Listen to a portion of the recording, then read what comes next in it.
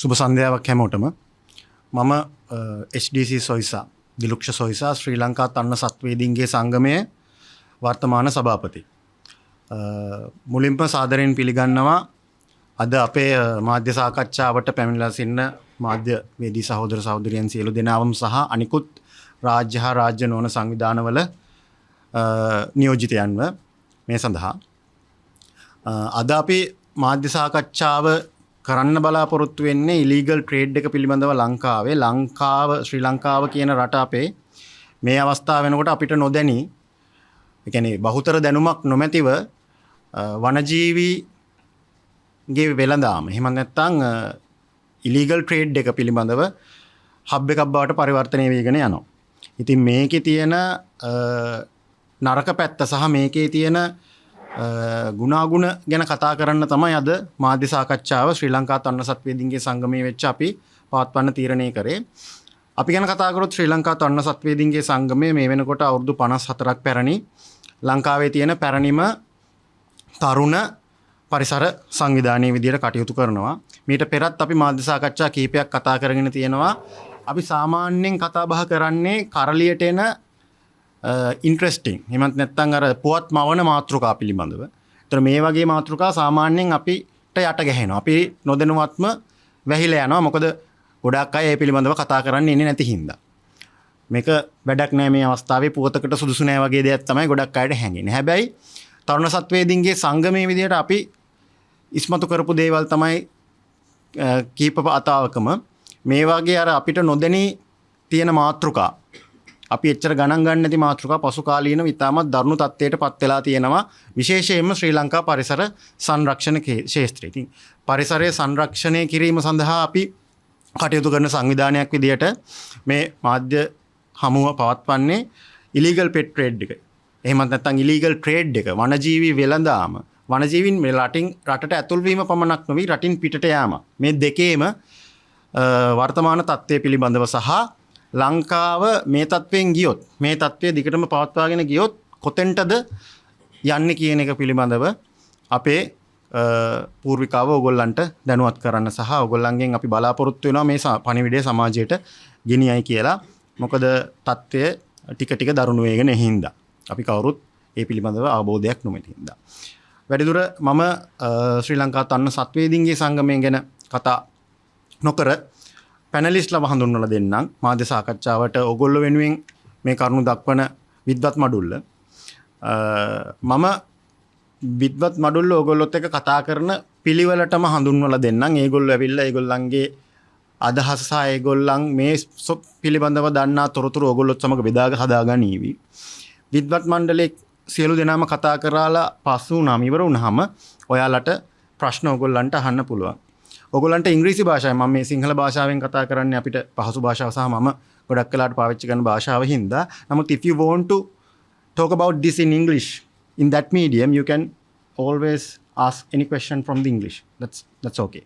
So we can speak in English and as well as we can answer your question in that language. So no worry about the medium. පළවෙනි කතිකයා විදිහට අපිත් එක්ක සම්බන්ධ වෙන්නේ ඔයගොල්ලන්ගේ දැනුම් බෙදා හදාගන්න ශ්‍රී ලංකා තරුණ සත්වේදීන්ගේ සංගමේ නියෝජනය කරන ජල ජීවි අධ්‍යයන ඒකකයේ ප්‍රධාන උපදේශකවරයා විදිහට කටයුතු කරන පරිසරවේදී හසන්ත විජේතුංග මහත්මයා. ඊළඟට අපේ දෙවෙනි කතිකයා මේ අවස්ථාවේදී චුට්ටක් ප්‍රමාද වෙලා තියෙනවා ට්‍රැෆික් එකට හිර වෙලා තියෙනවා මේ අවස්ථාවේ. හැබැයි එන ගමන් ඉන්නේ උරගද්දේන ඒකකයේ නියෝජනය කරමින් ශ්‍රී ලංකා තන්න සත්වේදීන්ගේ සංගමයේ උරගද්දේන ඒකකයේ උපදේශකවරයෙක් විදිහට කටයුතු කරන පරිසරවේදී සමීර සුරංජන් මහත්මයා. එතකොට මේ දෙදෙනාම ක්ෂේත්‍රයේ හසන්ත විජේතුංග මහත්මයා මත්ස්‍යයන් එහෙමත් නැත්නම් ජල ජීවීන් සම්බන්ධ ක්ෂේත්‍රයට සමීර සුරංජන් කරුණාරත්න කියන මහත්මයා උරගයන් සහ උභය ජීවීන්ගෙන් සම්බන්ධ ක්ෂේත්‍රයට වර්තමානයේ පරීක්ෂණ පවත්වන පරීක්ෂකයන්. එතකොට ඒගොල්ලන්ගේ අවුරුදු ගානක පරීක්ෂණ කරලා තියෙන දැනුම සහ ඒගොල්ලෝ අවුරුදු ගානක් තික ශේෂ්ත්‍රයේ එකතු කරගත්ත කාරණාවක් තමයි ඒගොල්ලෝ ඕගොල්ලන්ට මේ අවස්ථාවේදී තියෙන තත්ත්වය ගැන පැහැදිලි කරන්නේ. ඊළඟට තුන්වෙනි කතිකයා විදිහට වනජීවි නීතිමය පැත්ත ලංකාව තුල ක්‍රියාත්මක වෙන නීතිය සහ ඒකේ කොහොමද දිගපළල නීතිය ක්‍රියාත්මක වීමේ ක්‍රමවේදය පිළිබඳව ඕගොල්ලන්ව දැනුවත් කරන්න පරිසරවේදී නීතිඥ නිපුන් ලක්ෂිත එදිරිසිංහ මහත්මයා ඔගොල්ලොත් එක්ක සම්බන්ධ වෙනවා. එතුමාත් ශ්‍රී ලංකා තරුණ සත්වේදීන්ගේ සංගමේ සමාජිකයෙක් විදිහට කටයුතු කරනවා.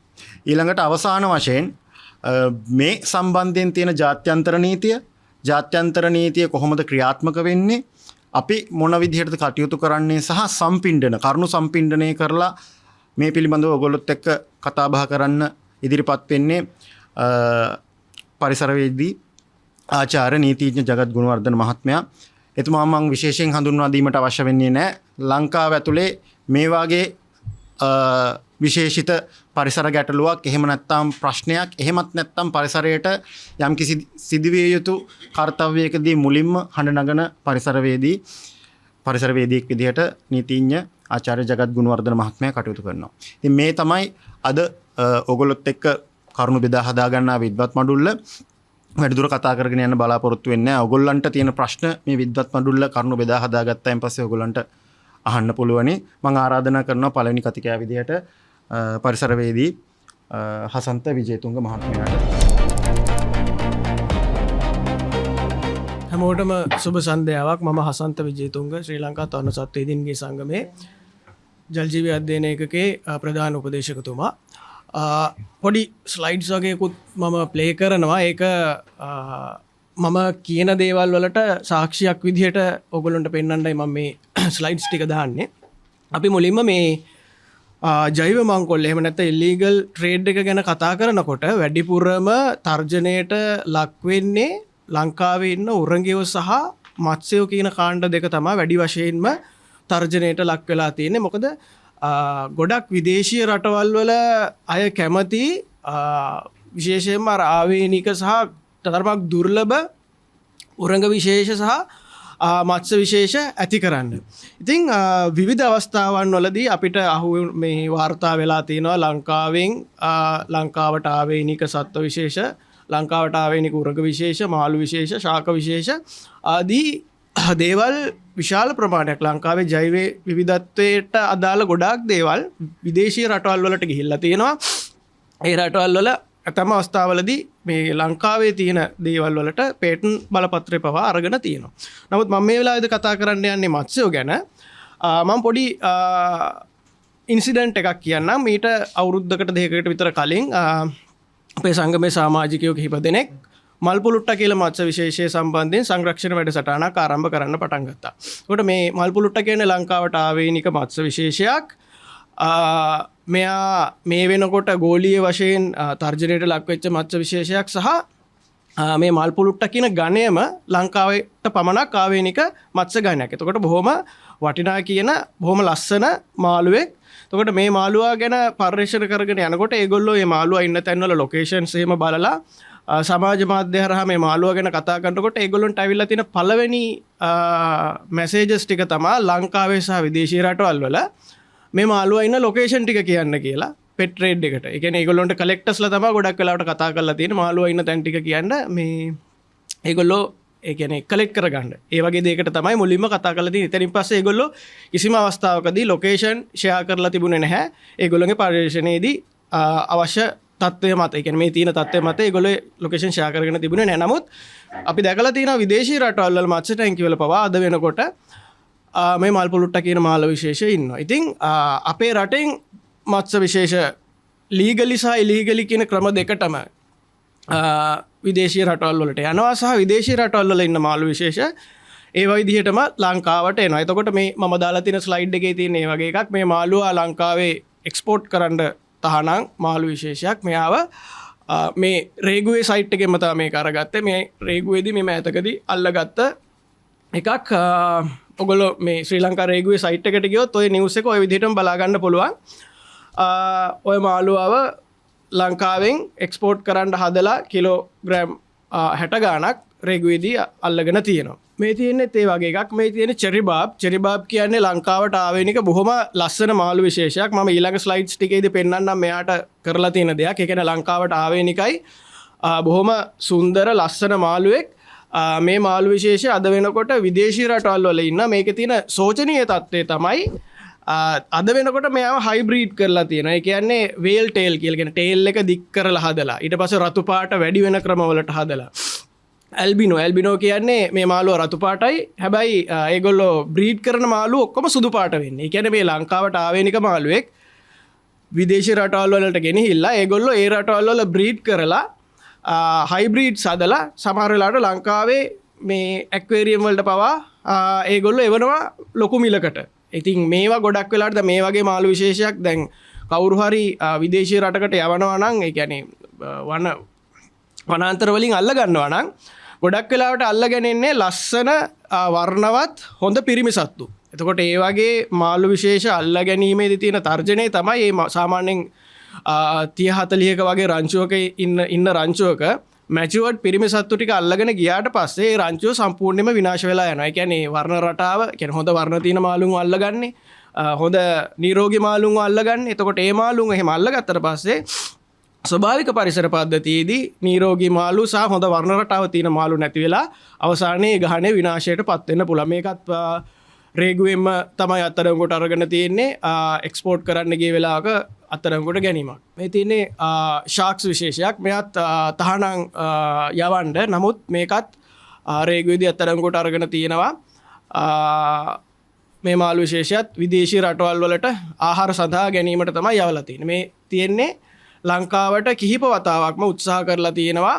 අපි දන්නවා මේ විසිතුරු මත්ස්‍ය කර්මාන්තයේදී ලයිසන් එකක් ඇතුව තමයි අපිට ඉම්පෝර්ට් කරන්න පුළුවන්. හැබැයි මේ තියෙන මේ නිවුස් දෙකේම තියෙන්නේ කිසිම ඒ වගේ අනුදැනුමක් නැතුව ඉලීගල් විදිහට නීති විරෝධී විදිහට ලංකාවට ආනයනය කරන්න හදපු අවස්ථාවක්. මේකේ තියෙන භයානකකම තමයි සමහර මත්ස්‍ය විශේෂ ඉන්නවා අපේ රටට ගැලපෙනවද නැද්ද කියන එක අපි දන්නේ නැහැ. මොකද අපි දැනටමත් දන්නවා ලංකාවේ මේ ෆිෂ් ට්‍රේඩ් එක නිසා කියන්නේ මේ විසිතුරු මත්ස්‍ය කර්මාන්තය නිසා අද වෙනකොට ලංකාවේ නොවන විදේශීය මත්ස්‍ය විශේෂ 30-40කට වැඩි ප්‍රමාණයක් ලංකාවේ මිරිදිය පරිසර පද්ධතිවල හම්බ වෙනවා. එතකොට මේක ලංකාවේ ඉන්න මාළුන්ට ලොකු තර්ජනයක්. මොකද අපි දන්නවා ඔයගොල්ලෝ අහලා තියෙනවා නම් ඇලිගේටර් ගා කියන මත්ස්‍ය විශේෂ ඉස්සරහා මගේ ඡායාරූපයක් තියෙනවා මේක පෙන්නන්නම්. ගොඩක් ලොකු වෙන මාළුවෙක් අඩි 5ක් විතර ලොකු වෙන මාළුවෙක්. ඇත්තටම ලංකාවේ එච්චර ලොකු වෙන මාංශභක්ෂක මත්ස්‍ය විශේෂයක් හම්බ වෙන්නේ නැහැ. ඉතින් මේ වගේ මාළුත් අද වෙනකොට ලංකාවේ ස්වභාවික පරිසර පද්ධතිවල හම්බ වෙනවා. ඒකට හේතුව තමයි අර කිසිම නියාමනයක් නැතුව මේ ගේන මත්ස්‍ය විශේෂ අවසානයේ අපේ ස්වභාවික පරිසර පද්ධති වලට තමයි හානිය සිද්ධ කරන්නේ. මේ තියෙන්නේ කෝබර්ග් කියලා ඇක්වේරියම් එකක්. මේක ඕස්ට්‍රේලියාවේ සයිට් එකක්. මේ සයිට් එකේ බලන්න ඔය ඉන්නේ චෙරි බාබ් කියන එක්කෙනා. මෙයාට දාලා තියෙන්නේ චෙරි බාබ් සුපර් රෙඩ් කියලා. මිල ඩොලර් 4. ඒ කියන්නේ ආසන්න වශයෙන් 1500ක් එක මාළුවෙක් 1500ක් විතර මිල වෙනවා ලංකාවේ මුදලින්. ඔය රතු පාටට දාලා තියෙන වර්නරබල් කියලා කියන්නේ අවදානම් කියන මට්ටම. ඒ කියන්නේ 2020 දී පළවෙච්ච අවසන් වරට පළවෙච්ච රතු දත්ත ලේඛනයට අනුව වන්දවියාමේ තර්ජනයකට මුහුණ පාපු ලංකාවට ආවේනික මාළු විශේෂයක්. මේ තියෙන මම අර කියපු එක ලොන්ග් ෆින් කියලා දාලා තියෙන අර මාළුවාම තමයි හයිබ්‍රීඩ් කරලා ලොන්ග් ෆින් කියලා විකුණනවා. එතකොට මෙයා ඩොලර් 5කට වඩා වැඩි මිලක මාළුවෙක් විදිහට තමයි මේ සයිට් එකේ විකුණන්නේ. මේ තියෙන චෙරි බාබ් ඇල්බිනෝ කියන එක. රතු පාට මාළුවා සුදු පාට විදිහට ඇල්බිනෝ තත්ත්වයට පත් කරලා ඩොලර් 14ක්. ඒ කියන්නේ ඇත්තටම මේ මාළු විශේෂ ලංකාවේ ස්වභාවික පරිසර පද්ධතිවල හම්බ වෙනවා. මේක ලංකාව ඇතුලේ බ්‍රීඩ් කරන්නත් පුළුවන් කිසි ප්‍රශ්නයක් නැහැ. නමුත් අපේ රටේ මත්ස්‍ය කර්මාන්තයක් සිද්ධ වෙනවා. නමුත් මේ වගේ වෙරයිටිස් හදන්නේ නැහැ. ගොඩක් වෙලාවට ඒගොල්ලෝ කරන්නේ බ්‍රීඩ් කරලා එක්ක නැත්තම් විදේශී රටවල් වලට යවනවා. එතකොට මේ විදේශී රටවල් වලට යවීම මම කලිනුත් කිව්වා ලීගල් විදියටයි ඉල්ලීගල් විදියටයි දෙවිදියටම සිද්ධ වෙනවා. කොහොම හරි මේ යන්නේ අපේ රටේ තියෙන ජාන සම්පත්. ඒවා එළියට ගිහිල්ලා නැවතවතාවක් අපේ රටටම සමහර වෙලාවට විකුණනවා ලොකු ගණන් වලට. එතකොට අපි මේ සඳහා හරි විදිය නියාමනයක් නොතිබ්බොත් ලංකාව අර කලිනුත් සඳහන් කරා වගේ මේ ජාන මංකොල්ලය වැඩි වශයෙන් සිද්ධ වෙන රටක්, මේ ඉල්ලීගල් පැත්ත වැඩිපුර වෙන්න පුළුවන් රටක් විදියට පත් වෙනවා. මේ තියෙන බ්ලැක් රූබි බාබ් කෙනෙක් කෙනා ලංකාවේ බුලත් අපයා. මේ ඉන්න බුලත් අපයා ඇත්තටම අපේ ඉන්න බුලත් අපයට වැඩිය සෑහෙන වෙනස්. මේකත් හයිබ්‍රීඩ් කරලා තමයි හදලා තියෙන්නේ.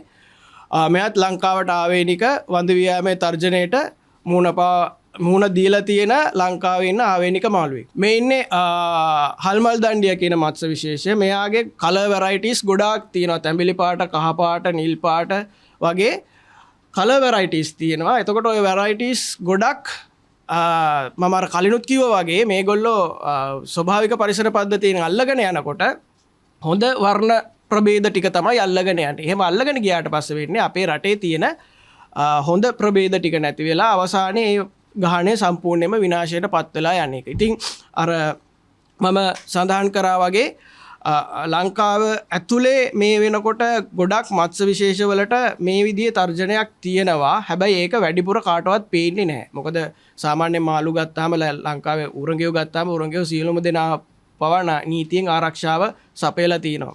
හැබැයි මත්ස්‍ය විශේෂ ගත්තාම මත්ස්‍ය විශේෂවලට නීතියෙන් ලැබිලා තියෙන ආරක්ෂාව ඉතාමත් මඩුවේ. ඒ කියන්නේ ආරක්ෂාව ලබා දීලා තියෙන මත්ස්‍ය විශේෂ ප්‍රමාණය ඉතාමත් සුළු පිරිසක් තමයි ඉන්නේ. ඉතින් මේ වගේ මත්ස්‍ය විශේෂ අපි ආරක්ෂා කරගත්තේ නැති වුණොත් මේවා දිගින් දිගට විදේශී රටවල් වලට මොකද සමහර මත්ස්‍ය විශේෂ අද වෙනකොට ඉන්නවා ස්වභාවික පරිසර වලින් ලංකාවේ දැනට එහෙම වෙලා නැහැ. විදේශී රටවල් වල මාළු විශේෂ ඉන්නවා පෙට් ට්‍රේඩ් එකේ ඉන්නවා. හැබැයි ස්වභාවික වනාන්තර වල හම්බ වෙන්නේ නැහැ. කියන්නේ ස්වභාවික පරිසර පද්ධති වලින් සම්පූර්ණයෙන්ම විනාශ වෙලා ගිහිල්ලා මේ වගේ බ්‍රීඩ් කරලා ඉතුරු වෙච්ච කොටසක් විතරක් ඇක්වේරියම් වල, ගෙවල් වල, ටැංකි වල ජීවත් වෙනවා. ඒක ඉතාමත්ම සෝචනීය තත්ත්වයක්. අපේ රටේ මේ තත්ත්වය මේ විදිහට දිගටම පැවැත්වලා ගියොත් සමහර වෙලට අපේ රටේ මාළුත් ඉන්න පුළුවන්. ලංකාවේ නැහැ. ලංකාවේ වනාන්තර වල නැහැ. හැබැයි විදේශී රටවල් වල මාළු ටැංකි වල ඉන්නවා කියන එක තමයි අපිට කියන්න වෙන්නේ. ඉතින් ඒ නිසා අපි දැනුවත් වන්න ඕනේ, දැනුවත් කරන්න ඕනේ සහ විශේෂයෙන්ම රාජ්‍ය ආයතන වනජීවි සංරක්ෂණ දෙපාර්තමේන්තුව විශේෂයෙන්ම කස්ටම් එක මේ සඳහා මූලිකත්වය ගන්න ඕනේ මේ වනජීවි අපරාධ වැළැක්වීම සඳහා. මට ටික තමයි කියන්න තියෙන. හැමෝටම බොහොම ස්තුතියි. හරි. අයිබෝන් පැමිණි සිටින සියලු දෙනාගේම අවසරයි මාධ්‍යවේදීනි. අද අපි පොඩ්ඩක් කතා කරන්න බලාපොරොත්තු වෙන්නේ ඊටාම සුවිශේෂී මාතෘකාවක් ගැන. දැන් පහුගිය හරි මම සමීර කරුණාරත්න ශ්‍රී ලංකා තරුණ සත්‍යනි සංගමයේ උපදේශකවරයෙක් විදිහට කටයුතු කරනවා. ඊට අමතරව මම ලංකාවේ පර්යේෂණ කරන උර්ගය සහ උපජීවීන් සම්බන්ධව. දැන් හසන්ත මහත්මයා පෙන්눔 කළ දුන්නා ජලජීවීන්ට තියෙන තර්ජන. ඒ වගේම ඒකට නොදෙවෙනි තර්ජනයක් තියෙන අපේ ලංකාවේ තියෙන ලංකාවේ ඉන්න උර්ගයන්ට. ලංකාවේ උර්ගයන්ට ලොකු මාකට් එකක් හැදිලා තිනවා මේ පහුගිය අවුරුදු 10 තුල. ඒක මත්ස්‍ය කර්මාන්තය නම් පහුගිය අවුරුදු 20 25 තුල ට්‍රෙන්ඩ් එකක් තිබ්බා. නමුත් මේ මෑත අවුරුදු 10 ඉඳන් තමයි මේ උරගයන්ට තියෙන මාකට් එක ඇවිල්ලා තින්නේ. ඒකට හේතුව තමයි ශ්‍රී ලංකාවේ දක්නට ලැබෙන සියලුම උරගයන් වනජීවි ආඥා පනතේ යටතේ ආරක්ෂිතයි. ඒ වගේම ඔවුන් 70%ක් පමණ ලංකාවට ආවෙනිකයි. ඊට අමතරව තර්ජන තත්ත්වයන් ගත්තොත් එහෙම ලෝක රතු දත්ත පොත අනුව ඒ සත්තු 70%ක් පමණ තර්ජිතයි. එතකොට ලංකාවේ භූමි ප්‍රමාණයෙන් සැලකිය යුතු කොටසක තමයි මේ සත්තු ජීවත් වෙන්නේ. කියන්නේ අපි උදාහරණයක් විදිහට කටුස්සෙක් ගත්තොත් කඳුකර කුරු කටුස්සා ගත්තොත් එහෙම ඉන්නේ හෙක්ටයාර සාමාන්‍යයෙන් 40000ක් හෝ ඊට අඩු ප්‍රමාණයක තියෙන වනාන්තර භූමි ප්‍රදේශයක් තුල. එතකොට ලෝකයේ තියෙන ගොඩබිම් භූමි ප්‍රමාණයෙන් ප්‍රතිශතයක් විතර ගත්තොත් 0.01ක් විතර වෙන භූමි ප්‍රමාණයක තමයි ඕන් ඉන්නේ. එතකොට ඒ වගේ සතෙක්ට ලෝකේ ඊටාම මාකට් එකක් ඇති කරන්න පුළුවන් සහ අනිත් පැත්තෙන් අපේ ලංකාවෙන් අර හොඳම ජාන අයින් වෙන්න පුළුවන්. දැන් මේ ඔයගොල්ලන්ට මේ පින්තූර වලින් පේනවා පහුගිය කාලේ වනජීවි සංරක්ෂණ දෙපාර්තමේන්තුවත් කස්ටම් එකත් ශ්‍රී ලංකා කස්ටම් එකත් එකතු වෙලා මේ වැටලීම් කීපයක් සිදු කරා. ඒකදී ඊටාම විශාල ප්‍රමාණයක් කටුස්සන් සහ සර්පයෝ හුණෝ ප්‍රභේද කීපයක් හම්බුණා. දැන් මේගොල්ලෝ මේක කිසිම මේ කියන්නේ අපේ රටේ නීතිය තිබ්බට ඒගොල්ලෝ කිසිම බයක් නැතුව මේ අපේ රටෙන් ඇවිල්ලා මේ දේවල් බලහත්කාරයෙන් අරගෙන යනවා. ඔය අහුවෙන දේවල් එකක් දෙකක් විතරයි. නමුත් අපේ යම්කිසි තැන්වල තියෙන නීතියේ හෝ මොන හරි කස්ටම් එකෙන් යනකොට අල්ලන්න තියෙන ඒ ටෙක්නොලොජි එකේ හරි මොන හරි අඩුපාඩු නිසා අපිට අහුවෙන ප්‍රමාණය ඉතාම අඩුයි කියලා අපි විශ්වාස කරනවා. මොකද සමහර ඒවා ඩොකියුමන්ට් වෙන්නේ නැහැ. හැබැයි අපිට වෙන රටවල් වලට ගියාට පස්සේ එහි ඉන්න පර්යේෂකයෝ හරහා අපිට සාමාන්‍යයෙන් තොරතුරු එනවා. මේ අහවල් සතා ලංකාවෙන් ගෙනිච්චා, මේ අහවල් මාස ගෙනිච්චා කියන තොරතුරු අපිත් එක්ක බෙදා හදා ගන්නවා. මොකද ඒ ඉන්ටර්නැෂනල් කියන්නේ අන්තර්ජාතික පර්යේෂණයන් හරහා තමයි අපිට ඒවා බලා ගන්න පුළුවන්. ඒතකොට දැන් මේ සමහර ඒවා තියෙනවා අපිට ඔන්ලයින් කියන්නේ ප්‍රධාන කියන්නේ මේ සත්තු විකුණන ප්‍රධාන ක්‍රම දෙකක් තියෙනවා. ඔන්ලයින් ක්‍රමවේදය හරහා විකුණනවා. මොකක් හරි එක Facebook එක එහෙම නැත්නම් වෙන ඇඩ්වර්ටයිස්මන්ට් දාලා කියන්නේ ඊටාම රහසිගත විදියට විකුණනවා. අනන්‍යතාවය තහවුරු වෙන්නේ නැහැ ඒගොල්ලන්ගේ. සමහර ඒවා තියෙනවා ඊටාම විශාල ප්‍රදර්ශනවල ඇමරිකාව කැනඩාව වගේ ගත්තම ඒගොල්ලන්ගේ අවුරුද්දට සැරයක් තියෙනවා එක්ස්පෝස්. තොර ඒ එක්ස්පෝස්වලදී පෙන්න්නනවා මේ ලෝකයෙන් හොරෙන් ගෙනාපු සත්තු සහ නීති අනුකූලව ගෙනාපු සත්තු ඔක්කොම විකුණන්න තියෙනවා. තොට භයානක තත්ත්වේ ඔන්න ඔය ඕකයි කියන්නේ ඒගොල්ලෝ හොරෙන් අරන් ගිහිල්ලා ප්‍රසිද්ධිය විකුණනවා. ඒතොර දේශීය වෙළඳ පොලකුත් තියෙනවා අපිට අන්තර්ජාතික වෙළඳ පොලකුත් තියෙනවා මේ උරගයෝ සම්බන්ධව.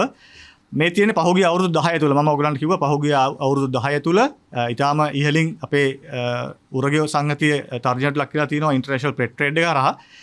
ඔයගලන්ට පේනවා මෙතන බහුලව පාවිච්චි කරන්නේ කටුස්සන්. එහෙම නැත්නම් බොහොණ්ඩන්. අපි බොහොණ්ඩන් තමයි ලේසියෙන්ම මේ කැප්ටිව් බ්‍රීඩින් එහෙම නැත්නම් මේ ග්‍රෝසිත මොකක් හරි කේජ් එකක් ඇතුලේ හදන්න පුළුවන් ලේසියෙන් හදන්න පුළුවන් සත්තු. ඉතින් ඒගොල්ලන්ට ඊටාම මාකට් එක වැඩි. ඒකට ලංකාවේ උරගයෝ 247ක් ඉන්නවා. මෙතන උරගයෝ 26 දෙනෙක් දැන්ට ලයිස්තු ගත කරලා තියෙනවා. මීට වඩා වැඩි වෙන්න පුළුවන් අපි නොදන්න දේවල්. ඔයගොල්ලෝ මේ ස්ලයිඩ් එකේ තොරතුරු බැලුවොත් එහෙම හිතා ගන්න පුළුවන් අපේ ඉන්න ආවේනික සත්තු තමයි වැඩිපුරම අරන් යන්නේ. මේ නම්බර්ස් තියෙන පහුගිය කාලවල අපි ට්‍රැක් කරපු ඒවා කොච්චර ප්‍රමාණයකින් ඒ සත්තු පිටරට ගියාද කියන එක ගැන. ඒතකොට වැඩිපුරම ගිහිලා තියෙන්නේ තාරකා ඉබ්බා. මොකද තාරකා ඉබ්බාට ලොකු මාකට් එකක් තියෙනවා. එයාව හදන්න ලේසි පොඩි භූමි ප්‍රමාණයක් තුල. ඒ කියන්නේ වර්ග මීටර එක වගේ ප්‍රමාණයක් තිබ්බනම් ඒ තාරකා ඉබ්බව හදතැයි. ඒතකොට තාරකා ඉබ්බගේ මේ ඇඩැප්ටේෂන් ගොඩක් තියෙනවා. ඒකින්ද ඒ දරා ගැනීම හැකියාව නිසා ඒ සතාට තියෙන මාකට් එක වැඩි. ඔයගොල්ලන්ට පේනවා වැඩිපුරම ගිහිලා තියෙන්නේ ඉබ්බෝ. 293ක් මේ අවුරුදු 10 ඇතුළත ගිහිලා තියෙනවා ඩොකියුමන්ට් වෙලා තියෙනවා. ටෝටල් එක ගත්තම 700 ගාණක් දැන්ට ගිහිලා තියෙනවා. එතකොට මේ යන්නේ හසන්ත මහත්තයා කිව්වා වගේ හොඳම ජාන. එහෙම නැත්නම් අලංකාර. එහෙම නැත්නම් පරිසරයේ ශක්තිමත්ම ජාන ටික තමයි මේ අයින් වෙන්නේ. එතකොට එතන ලොකු ප්‍රශ්නයක් ඇති වෙනවා. මොකද මේ ට්‍රේඩ් එකට එක අතකින් සත්තු ටික අපේ ලංකාවෙන් යනවා. එක අතකින් අපි පාවිච්චි කරන කෘෂිකර්මාන්තයේ අහිතිකර කෙමිකල් වලින් එහෙම නැත්නම් මාර්ග අනතුරු නිසා විනාශ වෙන ප්‍රමාණය වැඩි. ඒතකොට මේ ඒකට තවත් දායකත්වයක් දක්වනවා මේ පෙට් ට්‍රේඩ් එක කියන එක. ඒතකොට ඒ ඉවත් කියන්නේ ස්වභාවික පරිසරයෙන් සත්තු ඉවත් වෙන එක තමයි නිරන්තරයෙන් වෙන්නේ. සාමාන්‍යයෙන් මේ ලංකාවෙන් දවසකට සත්තු කියන්නේ උරගයෝ විතරක් ලක්ෂයක් විතර මැරෙනවා. ඒ කියන්නේ මාර්ග අනතුරු නිසා කෘෂිකර්මාන්තයේ හේතුවෙන් එහෙම නැත්නම් මත්ස් වලට මේ මත් සඳහා කියන්නේ ආහාර සඳහා ගන්නවා. එහෙම නැත්නම් සර්පය වගේ කට්ටිය බයට මරලා දානවා. ඒ වගේ ගොඩාක් දේවල් බලුවා උරගයෝ ඇවිල්ලා ඊටාම තර්ජනයට ලක් වෙච්ච සත්තු කොටසක්. එතකොට ඒ සත්තු කොටසට මේ වගේ තර්ජනයක් තියෙනකොට තවත් ඒක ලොකු ප්‍රශ්නයක් වෙනවා. එතකොට වැඩිපුරම ගිහිලා තියෙන්නේ 80ක් විතර ගිහිලා තියෙන කටුස්ස ප්‍රමාණයක් තමයි ගිහිලා තියෙන්නේ. ඊට පස්සේ හූනෝ නම් අපිට දෙන්නෙක් තමයි ගිහිලා තියෙන්නේ. ඉබ්බෝ අපිට එක ඉබ්බෙක් තමයි තර්ජනයට ලක් වෙලා ඉන්නේ. ඒ කියන්නේ පෙට් ට්‍රේඩ් එකේ. ඊට පස්සේ මේ මෑතකදී හිකනල්ලු එහෙම ලංකාවෙන් ගෙනියන ට්‍රෙන්ඩ් එකක් තියෙනවා. මේ තින්නේ ඒ වගේ අර ඔන්ලයින් ඇඩ්වර්ටයිස්මන්ට් එකක්. එතකොට දැන් මාළුවෙක් විකුණන ඩොලර් 5 වුණාට උරගයෙක් විකුණන්නේ ඩොලර් 200යි. සමහර තාරකා ඉබ්බෝ ඉන්නවා ඩොලර් 8,800 ඒ කියන්නේ ඩොලර් 9,000කට විතර විකුණනවා. එතකොට ඊටාම ලොකු ඉල්ලුමක් තියෙනවා මේ සත්තුන්ට යුරෝපේ. ඉතින් ඒක ඊටාම අවදානම්. මොකද මේ සත්තු ඒ කියන්නේ ඒ පිටරට ජාතිකයන් ඇවිල්ලා හොරෙන් අරන් යන්න අපේ මිනිස්සුන්ගේ උදව් ගන්නවා. එතකොට අපේ මිනිස්සුත් මේ වගේ ලොකු මුදලකට මේ වගේ සතෙක් අලෙවි කරනකොට ඒගොල්ලොත් ඊටාම රහසිගතව ඒ වගේ දේවල් වලට අනුගත වෙනවා සහ නීතිය කඩන්න ඒගොල්ලෝ මේ සැදී පැහැදී සිටිනවා. ඉතින් ඒ වගේ දේවල් ඊටාම භයානකයි. දැන් මේ ඉන්නේ ලංකාවේ ලංකාවට ආවෙනික හූනන් විශේෂයක් යක්කු හූනෝ කියන විශේෂය මෙයා ඉන්නේ වියලිකලාපේ විතරයි. හැබැයි පිටරටවල වලට ගෙනියන ලයිව් ගෙනියන කොහොම හරි මරන්න නැතුව ගෙනියනවා. ඉතින් ඕක ලොකු ප්‍රශ්නයක්. ඊට පස්සේ මේ තියෙන්නේ පෞද්ගලික කාලේ උරගයොන්ට තියෙන මාකට් එකේ 175කට වඩා කැමැත්තක් දක්වන. එහෙම නැත්නම් ඒ ස්මග්ලිං කරන රටවල් විදිහට ගත්තොත් එහෙම අංක 1 ඉන්නේ ජර්මනිය. එතකොට ජර්මනිය ඔයගලන්ට පේනවා 80%කට වඩා ප්‍රමාණයක් මේ පෙට් ට්‍රේඩ් එකේ කොච්චර සක්‍රියව ඉන්නවද කියලා. ඊට පස්සේ ඇමරිකාව, ඊට පස්සේ කැනඩාව. හැබැයි ආසියානු රටවල් ඊට වඩා පොඩ්ඩක් අඩුයි. හැබැයි චීනය වගේ රටවල් දැන් පොඩි ට්‍රෙන්ඩ් එකක් තියෙනවා. ඒගොල්ලෝ අරන් ගිහිල්ලා සුප් වලට හදන්නයි කැප්ටිව් බ්‍රීඩ් කරලා චීනෙන් වෙන රටවල් වලට විකුණනවා. ඒ වගේ ගොඩක් ප්ලෑන් ඒගොල්ලෝ ළඟ තියෙනවා. ඉතින් ඔයගලන්ට පේන ඇති මේ chart එක බලුවම දැන් රටවල් කීයක් මේ ලංකාවේ සත්තුන්ව මේ කියන්නේ ඉල්ලුමට භාජනය කරලා තියෙනවද? මේ අපිට ලැබිලා තියෙන තොරතුරු මත විතරයි. කියන්නේ මෙතන රටවල් 16ක් තියෙනවා. සමහරට මීට වඩා වෙනස් වෙන්න පුළුවන්. ඉතින් මේ තියෙන පහුගිය කාලේ ඔය මත්ස්‍ය කර්මාන්තේ එහෙම නැත්නම් ලංකාවෙන් පිටරටට යවන සුරතල් මසුන් විදිහට යවන මත්ස්‍ය කර්මාන්තය හරහා උරගියොත් සංගවල යවන ක්‍රමයක්. මේ දැන් මේ අපේ ඉන්නේ පලා කටුස්සා. දැන් සාමාන්‍ය ගෙවතු වල දකින්න ලැබෙන පලා කටුස්සා කලින් මාකට් එකක් තිබුණේ නැහැ. හැබැයි පර්යේෂණ පත්‍රිකාවලින් හොයාගත්ත මේ කටුස්සා ඉන්නේ වෙස්ටර්න් ගාට් සහ ශ්‍රී ලංකාවේ කියලා. ඒතකොට මේ සතාට තියෙන මාකට් එක පොඩ්ඩක් ඉහළ ගියා. ඒ කියන්නේ පර්යේෂණ හරහා වෙන සමහර අහිතකර ප්‍රතිඵලත් අපිට මේ වගේ බලා ගන්න පුළුවන්. මේ තියෙන ඒ සත්තු ගෙනියන ක්‍රමයි. කියන්නේ එක එක්කත් මැරෙන්න නැති විදියට ගෙනියන්න හොඳට ඒ කියන්නේ සත්තුන්ට වෙන්ටිලේෂන් තියලා ඒ සතාව පෙට්ටියේ අදාළ සිදුරු ටික දාලා ඒ සත්තුන්ව ගෙනියන ක්‍රම තමයි තියෙන්නේ. මේ තියෙන්නේ තේ පලා කටුස්සෝ තෝරන්නේ බලන්න ඔයගලන්ට පේනවා මෙතන එක ගෑනු සතෙක්වත් නැහැ. ඔක්කොම ඉන්නේ පිරිමි සත්තු. වර්ණයෙන් ඊටාම අලංකාර සත්තු තමයි ගෙනියන්නේ. දැන් මේ පින්තූර ටිකක් අවපහැ වෙලා තියෙන්නේ. නමුත් මේ සියලුම පිරිමි සත්තුන්ගේ ඔළුව රතු පාටයි, ඇඟ කොළ පාටයි. ඒ වර්ණ ඊටාම ඇහැට ප්‍රිය කරන වර්ණ. එතකොට ඒ වෙළඳාම කරන කෙනාට හරි ලේසි මේ සතාව කොහෙට හරි ගිහිල්ලා විකුණන්න. මොකද කොළ පාට පැහැයට මිනිස්සු ගොඩක් කැමතියි. ඒ කියන්නේ මිනිස්සුන්ගේ තියෙන ආතතිය දුර්ලලන්න මේ වගේ කොළ පාට සත්තු රතු පාට වගේ සත්තු ඒගොල්ලෝ පාවිච්චි කරනවා. දැන් ඉස්සෙල්ලා පෙන්නුවා රූබි බාබ් එකත් රතු පාටයි. ඒගොල්ලෝ ගොඩක් කැමති කොළ රතු වගේ වර්ණ වලට. ඉතින් ඒ ට්‍රෙන්ඩ් එක ඊටාම නරක විදියට මේ පලාකටුස්සට බලපානවා. ඉස්සර මේ පලාකටුස්ස ඊටාම සුලභයි ලංකාව වටේටම. දැන් හැබැයි ඕගලන්ට බලා ගන්න ටිකක් අමාරු මේ සතෙක්. අපි අවුරුදු 20කට කලින් නම් කොළඹ බවටත් ඊටාම බහුලව දැක්ක සතෙක්. දැන් එහෙමවත් බලා ගන්න විදියක් නැහැ. ඒක පෙට් ට්‍රේඩ් එක වෙන්නත් පුළුවන්, වෙනත් හේතුවක් වෙන්නත් පුළුවන්. මම ලක්ෂිත එදිරිසිංහ ශ්‍රී ලංකා තරුණ සත්වවේදීන්ගේ සංගමේ සමාජිකයෙක්. එතකොට අද මේ සාකච්ඡාවේදී මට පැවරිලා තියෙන කොටස සහ මම කතා කරන්න බලාපොරොත්තු වෙන්නේ මේ අනීතික වනජීවි වෙළඳාම එහෙම නැත්නම් ඉලීගල් වයිල්ඩ් ලයිෆ් ට්‍රේඩ් එක ඇතුලේ ශ්‍රී ලංකාව තුල පවතින නීතිය කොයි ආකාරයෙන්ද අපිට භාවිතා කරන්න පුළුවන්, නීතිය ප්‍රතිපාදන මොන වගේද තියෙන්නේ මේ වෙළඳාම සම්බන්ධයෙන් කියන කාරණාව. මම ඒ කාරණාවට ප්‍රවිෂ්ඨ වෙන්න කලින් පුංචි කාරණාවක් මතක් කරලා ඉන්න ඕනේ කියලා හිතුවා මේ මගේ කොටසට ආරම්භයක් විදිහට. අපි දන්නවා ලෝකෙ පුරාම ප්‍රචලිත වෙලා ව්‍යාප්ත වෙලා තියෙන අති භයානක සහ බිහිසුණු වෙළඳාම් අනීතික වෙළඳාම් ගණනාවක් තියෙනවා. ඒ වෙළඳාම් වල මූලික ලක්ෂණයක් තමයි ඒවා විශාල ජාල වශයෙන් තමයි පැතිරිලා තියෙන්නේ සහ ඒවා දාමයන් වශයෙන් ක්‍රියාත්මක වෙනවා. එතකොට අපි හැමෝම දන්න මද්ද්‍රව්‍ය වෙළඳාම, ඒ කියන්නේ ඩ්‍රග් ට්‍රේඩ් එක, අවි ආයුධ වෙළඳාම, ආම්ස් ට්‍රේඩ් එක, මානුෂී මිනිස් වෙළඳාම, හියුමන් ට්‍රැෆිකින් සහ හියුමන් ට්‍රේඩ් එකට හා සමාන මට්ටමේ භයානක ආකාරයෙන් ජාලගත ආකාරයෙන් පැතිරිලා තියෙන අනීතික වෙළඳාමක් විදිහට වනජීවී වෙළඳාමත් මේ විද්දි ලෝකය හඳුනාගෙන තියෙනවා ඉලීගල් වයිල්ඩ් ලයිෆ් ට්‍රේඩ් එක.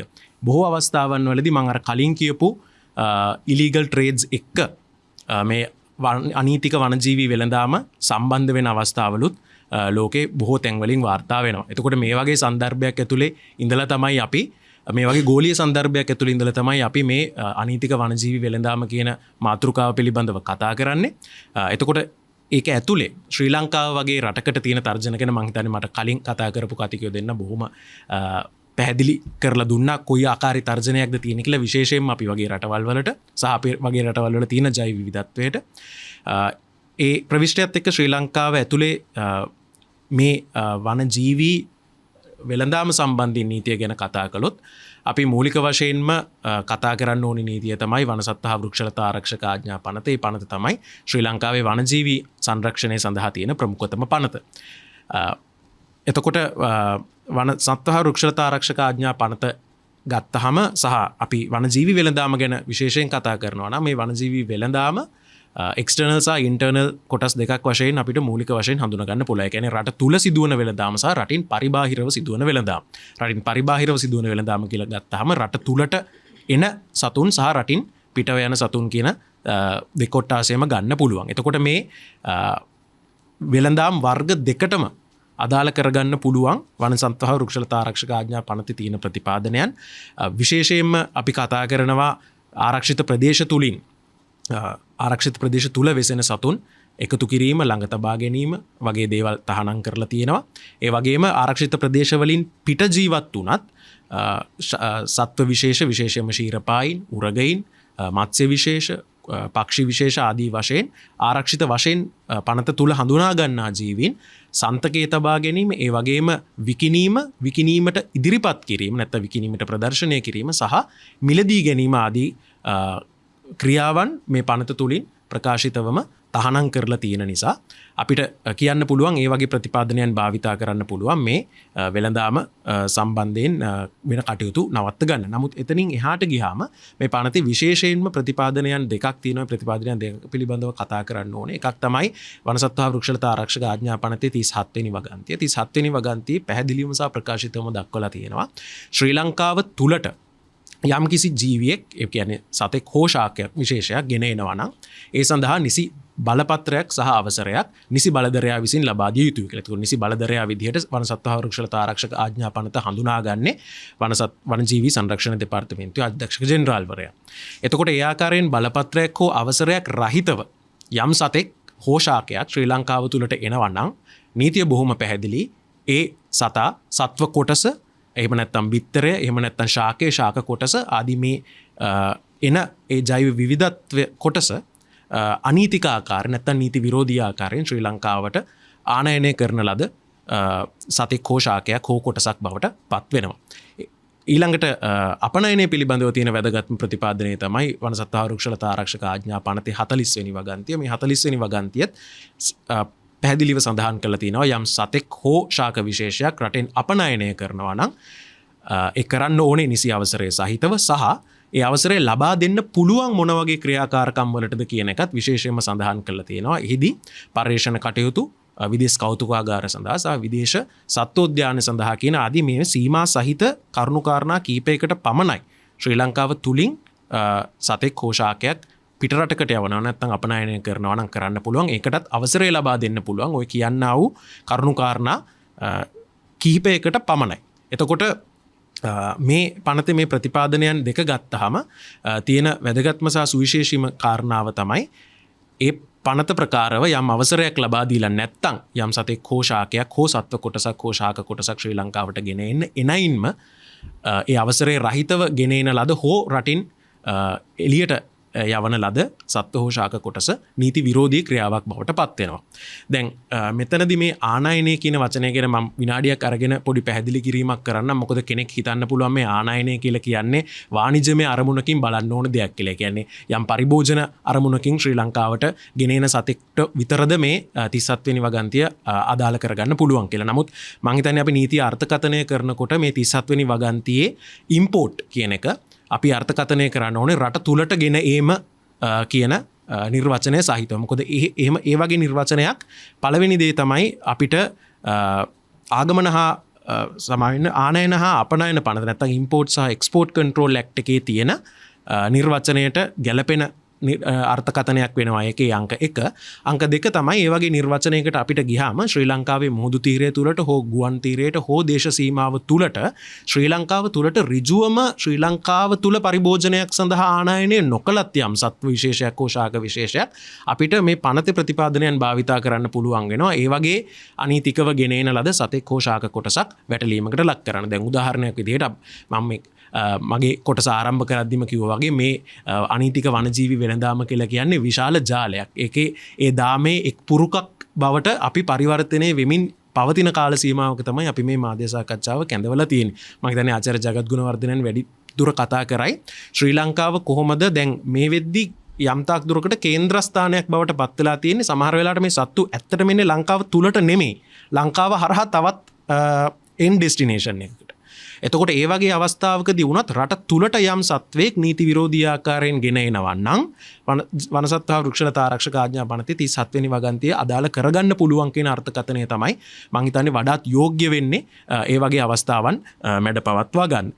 එතකොට එතනිනුත් එහාට ගියාම වනසත්ව වෘක්ෂලතා ආරක්ෂක ආඥා පනතේ ප්‍රකාශිතව තව වැදගත් කරුණු කාරණා කීපයක් සඳහන් වෙනවා. ඒ තමයි විශේෂයෙන්ම අලි සහ විශේෂයෙන් ඇත්දල ආදී සත්ව කොටස් සඳහන් කරලා තියෙනවා පොදු දීපල වශයෙන්. එහෙම නැත්නම් රජයේ දීපල වශයෙන්. එතකොට ඒ සම්බන්ධයෙන් දැන් ඇත්දල වෙළඳාමක් වගේ දෙයක් ශ්‍රී ලංකාවෙන් වෙනවා නම් ඇත්දල අපනයනයක් සිදු වෙනවා නම් එතකොට ඒ වරද වනසත්ව වෘක්ෂලතා ආරක්ෂක ආඥා පනත යටතේ සිදුවන වරදක් පමණක් නොවේ පොදු දේපල සම්බන්ධයෙන් වන පනත යටතේත් වරදක් විදිහට අපිට ගන්න පුළුවන්. ඒ කියන්නේ offences against the public property act එකටත් අදාළ වෙනවා.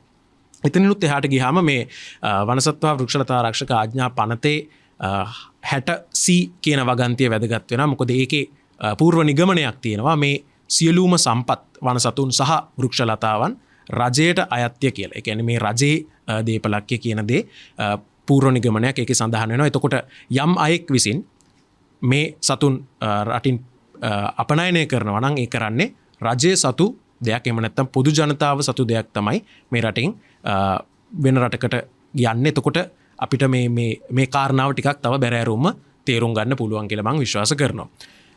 සහ වනසත්ව වෘක්ෂලතා ආරක්ෂක ආඥා පනතට 2022 වර්ෂයේදී එනවා සංශෝධනයක්. ඒ සංශෝධනය හරහා අන්තර්ජාතික වශයෙන් ප්‍රධානතම පවතින වනජීවී වෙළඳාම සම්බන්ධයෙන් ප්‍රධානතම පවතින අන්තර්ජාතික සම්මුතිය වන සයිටීස් සම්මුතිය ක්‍රියාවට නංවන්න අවශ්‍ය ප්‍රතිපාදනයන් වනසත්ව ආරක්ෂක ආඥා පනතට ගෙනල්ලා තියෙනවා. අපි විශ්වාස කරනවා ඒ පනතේ මීට පෙරත් ඒ සඳහා ප්‍රතිපාදනයන් තිබුණා.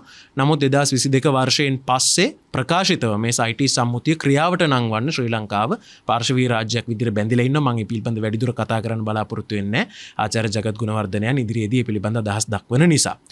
ඊළඟට වනසත්ව හා වෘක්ෂලතා ආරක්ෂක ආඥා පනතේ මේ 37 සහ 40 වෙනි වගන්තිවල සඳහන් වෙන වැදගත් කාරණාවක් තමයි ඒ පනතේ ඒ වගන්ති රේගු පනතේ කොටසක් විදිහට අර්ථ නිරූපණය කළ යුතුයි කියලා. එතකොට අපිට තේරුම් ගන්න පුළුවන් මට කලින් කතා කරපු කතිකයෝ පෙන්නවා වගේ මේ ශ්‍රී ලංකා රේගුව කොහොමද මේ අනීතික වනජීවී වෙළඳාම මැඩපවත්වන්න දායක කරගන්න පුළුවන් සහ ශ්‍රී ලංකා රේගුවට තියෙන වගකීම කොයි ආකාරයෙන්ද එන්නේ කියලා. මොකද ශ්‍රී ලංකා රේගුව ගත්තොත් එහෙම රේගු පනත ප්‍රකාරව රේගු පනතේ 12 වෙනි වගන්තිය ප්‍රකාරව සහ උපලේඛනය B ප්‍රකාරව වෙනත් යම් නීතියකින් තහනම් කරලා තියෙන යම් දෙයක් ශ්‍රී ලංකාව තුලට ගෙන එනවා නම් හෝ ශ්‍රී ලංකාවෙන් පිටතට ගෙන යනවා නම් ඒ සම්බන්ධයෙන් ක්‍රියාත්මක වීමට බලය ශ්‍රී ලංකා රේගුව වෙත ලබා දීලා තිනවා. ඒ අනුව තමයි ශ්‍රී ලංකා රේගුව අපේ ජාත්‍යන්තර ගුවන් තොටුපළවල් හරහා හෝ වෙනත් මාධ්‍යකින් ශ්‍රී ලංකාව තුලට එන සහ ශ්‍රී ලංකාවෙන් පිටව යන මේ ජෛව විවිධත්වය සම්බන්ධයෙන් සහ මේ සතුන් සහ ශාක කොටස් සම්බන්ධයෙන් අදාළ නීතිය ක්‍රියාත්මක කරන්නේ. ඒ වගේම විශේෂයෙන්ම සඳහන් කරන්න ඕනේ ශ්‍රී ලංකා රේගුව සතුව ජෛව විවිධත්ව සහ සංස්කෘතික පිළිබඳව වැඩ කටයුතු කරන වෙනම කොට්ටාසයක් ඉන්නවා බයෝඩයිවර්සිටි ඇන්ඩ් හෙරිටේජ් ප්‍රොටෙක්ෂන් යුනිට් එකක් ඉන්නවා. එතකොට ඒ කොටසට ඒ පිළිබඳ විශේෂඥ දැනුමක් සහ හැකියාවක් තියෙනවා මේ වනජීවී අපරාධයන් නැවැත්වීම සඳහා නීතිය ක්‍රියාත්මක කරන්න. ඊළඟට අපි කතා කරන්න ඕනේ වැදගත් පනතක් තමයි ශාකාරක්ෂක පනත නැත්නම් ප්ලාන්ට් ප්‍රොටෙක්ෂන් ඇක්ට් එක. මේ පනත යටතේ තියෙන 165 ඇල ඉරක් 2 කියන රජයේ අතිවිශේෂ ගැසට් පත්‍රය යටතේ ශ්‍රී ලංකාව තුලට ආනයනය කරන්න තහනම් කරලා තියෙන ශාක විශේෂ මොනවද කියන එක දීර්ඝ වශයෙන් ලැයිස්තුගත කරලා තියෙනවා. සහ ඒකේ රෙගුලාසි ඒක ඇත්තටම රෙගුලේ ගැසට් පත්‍රයෙන් නිර්මාණය කරලා තියෙන ශාකාරක්ෂක ආඥා පනත සම්බන්ධයෙන් ක්‍රියාත්මක වෙන රෙගුලාසි. එතකොට මේ රෙගුලාසි ප්‍රකාරව ජීවී අපි කියන කෘමි විශේෂ පක්ෂි විශේෂ ආදිය පවා ආනයනය කිරීම තහනම් කරලා තියෙනවා ශ්‍රී ලංකාව තුලට. යම් තහනම් කරලා තියෙන යම් ශාකයක් හෝ ශාක කොටසක් ආනයනය කරනවා නම් ඒ සඳහා නිසි අවසරය ලබා ගන්න ඕන ක්‍රියාමාර්ගය සහ ක්‍රියාපිළිවෙලත් ඒ රෙගුලාසි වල සඳහන් කරලා තිනවා. ඒකට ඒ රෙගුලාසි වලට පරිබාහිරව යම් අයෙක් ශාක කොටස් හෝ ශාක ශ්‍රී ලංකාව තුලට ගෙන එනවා නම් ඒකත් තහනම් හෝ නීති විරෝධී ක්‍රියාවක් විදිහට ගණනනවා. ඒ වගේම ශාක ආරක්ෂක පනත ක්‍රියාත්මක කිරීමේ බලය පැවරිලා තියෙන්නේ කෘෂිකර්ම අමාත්‍යාංශ කෘෂිකර්ම දෙපාර්තමේන්තුවට කියන දේත් අපි මතක් කරන්න ඕනේ. මොකද අපි හැමතිස්සෙම මේ වනජීවී අපරාධ සම්බන්ධයෙන් ප්‍රධාන වශයෙන් වනජීවී සංරක්ෂණ දෙපාර්තමේන්තුව ගැන කතා කළාට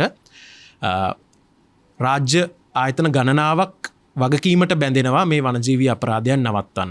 එතකොට එක් පනතවල් ක්‍රියාවට නංවන්න ඒ පනත් යටතේ බලතලය දීලා තියෙන අදාළ රාජ්‍ය නිලධාරීන්ට ක්‍රියාත්මක වීමේ කිසිදු බාධාවක් නැහැ මේ වගේ අපරාධයන් නවත්තන්න.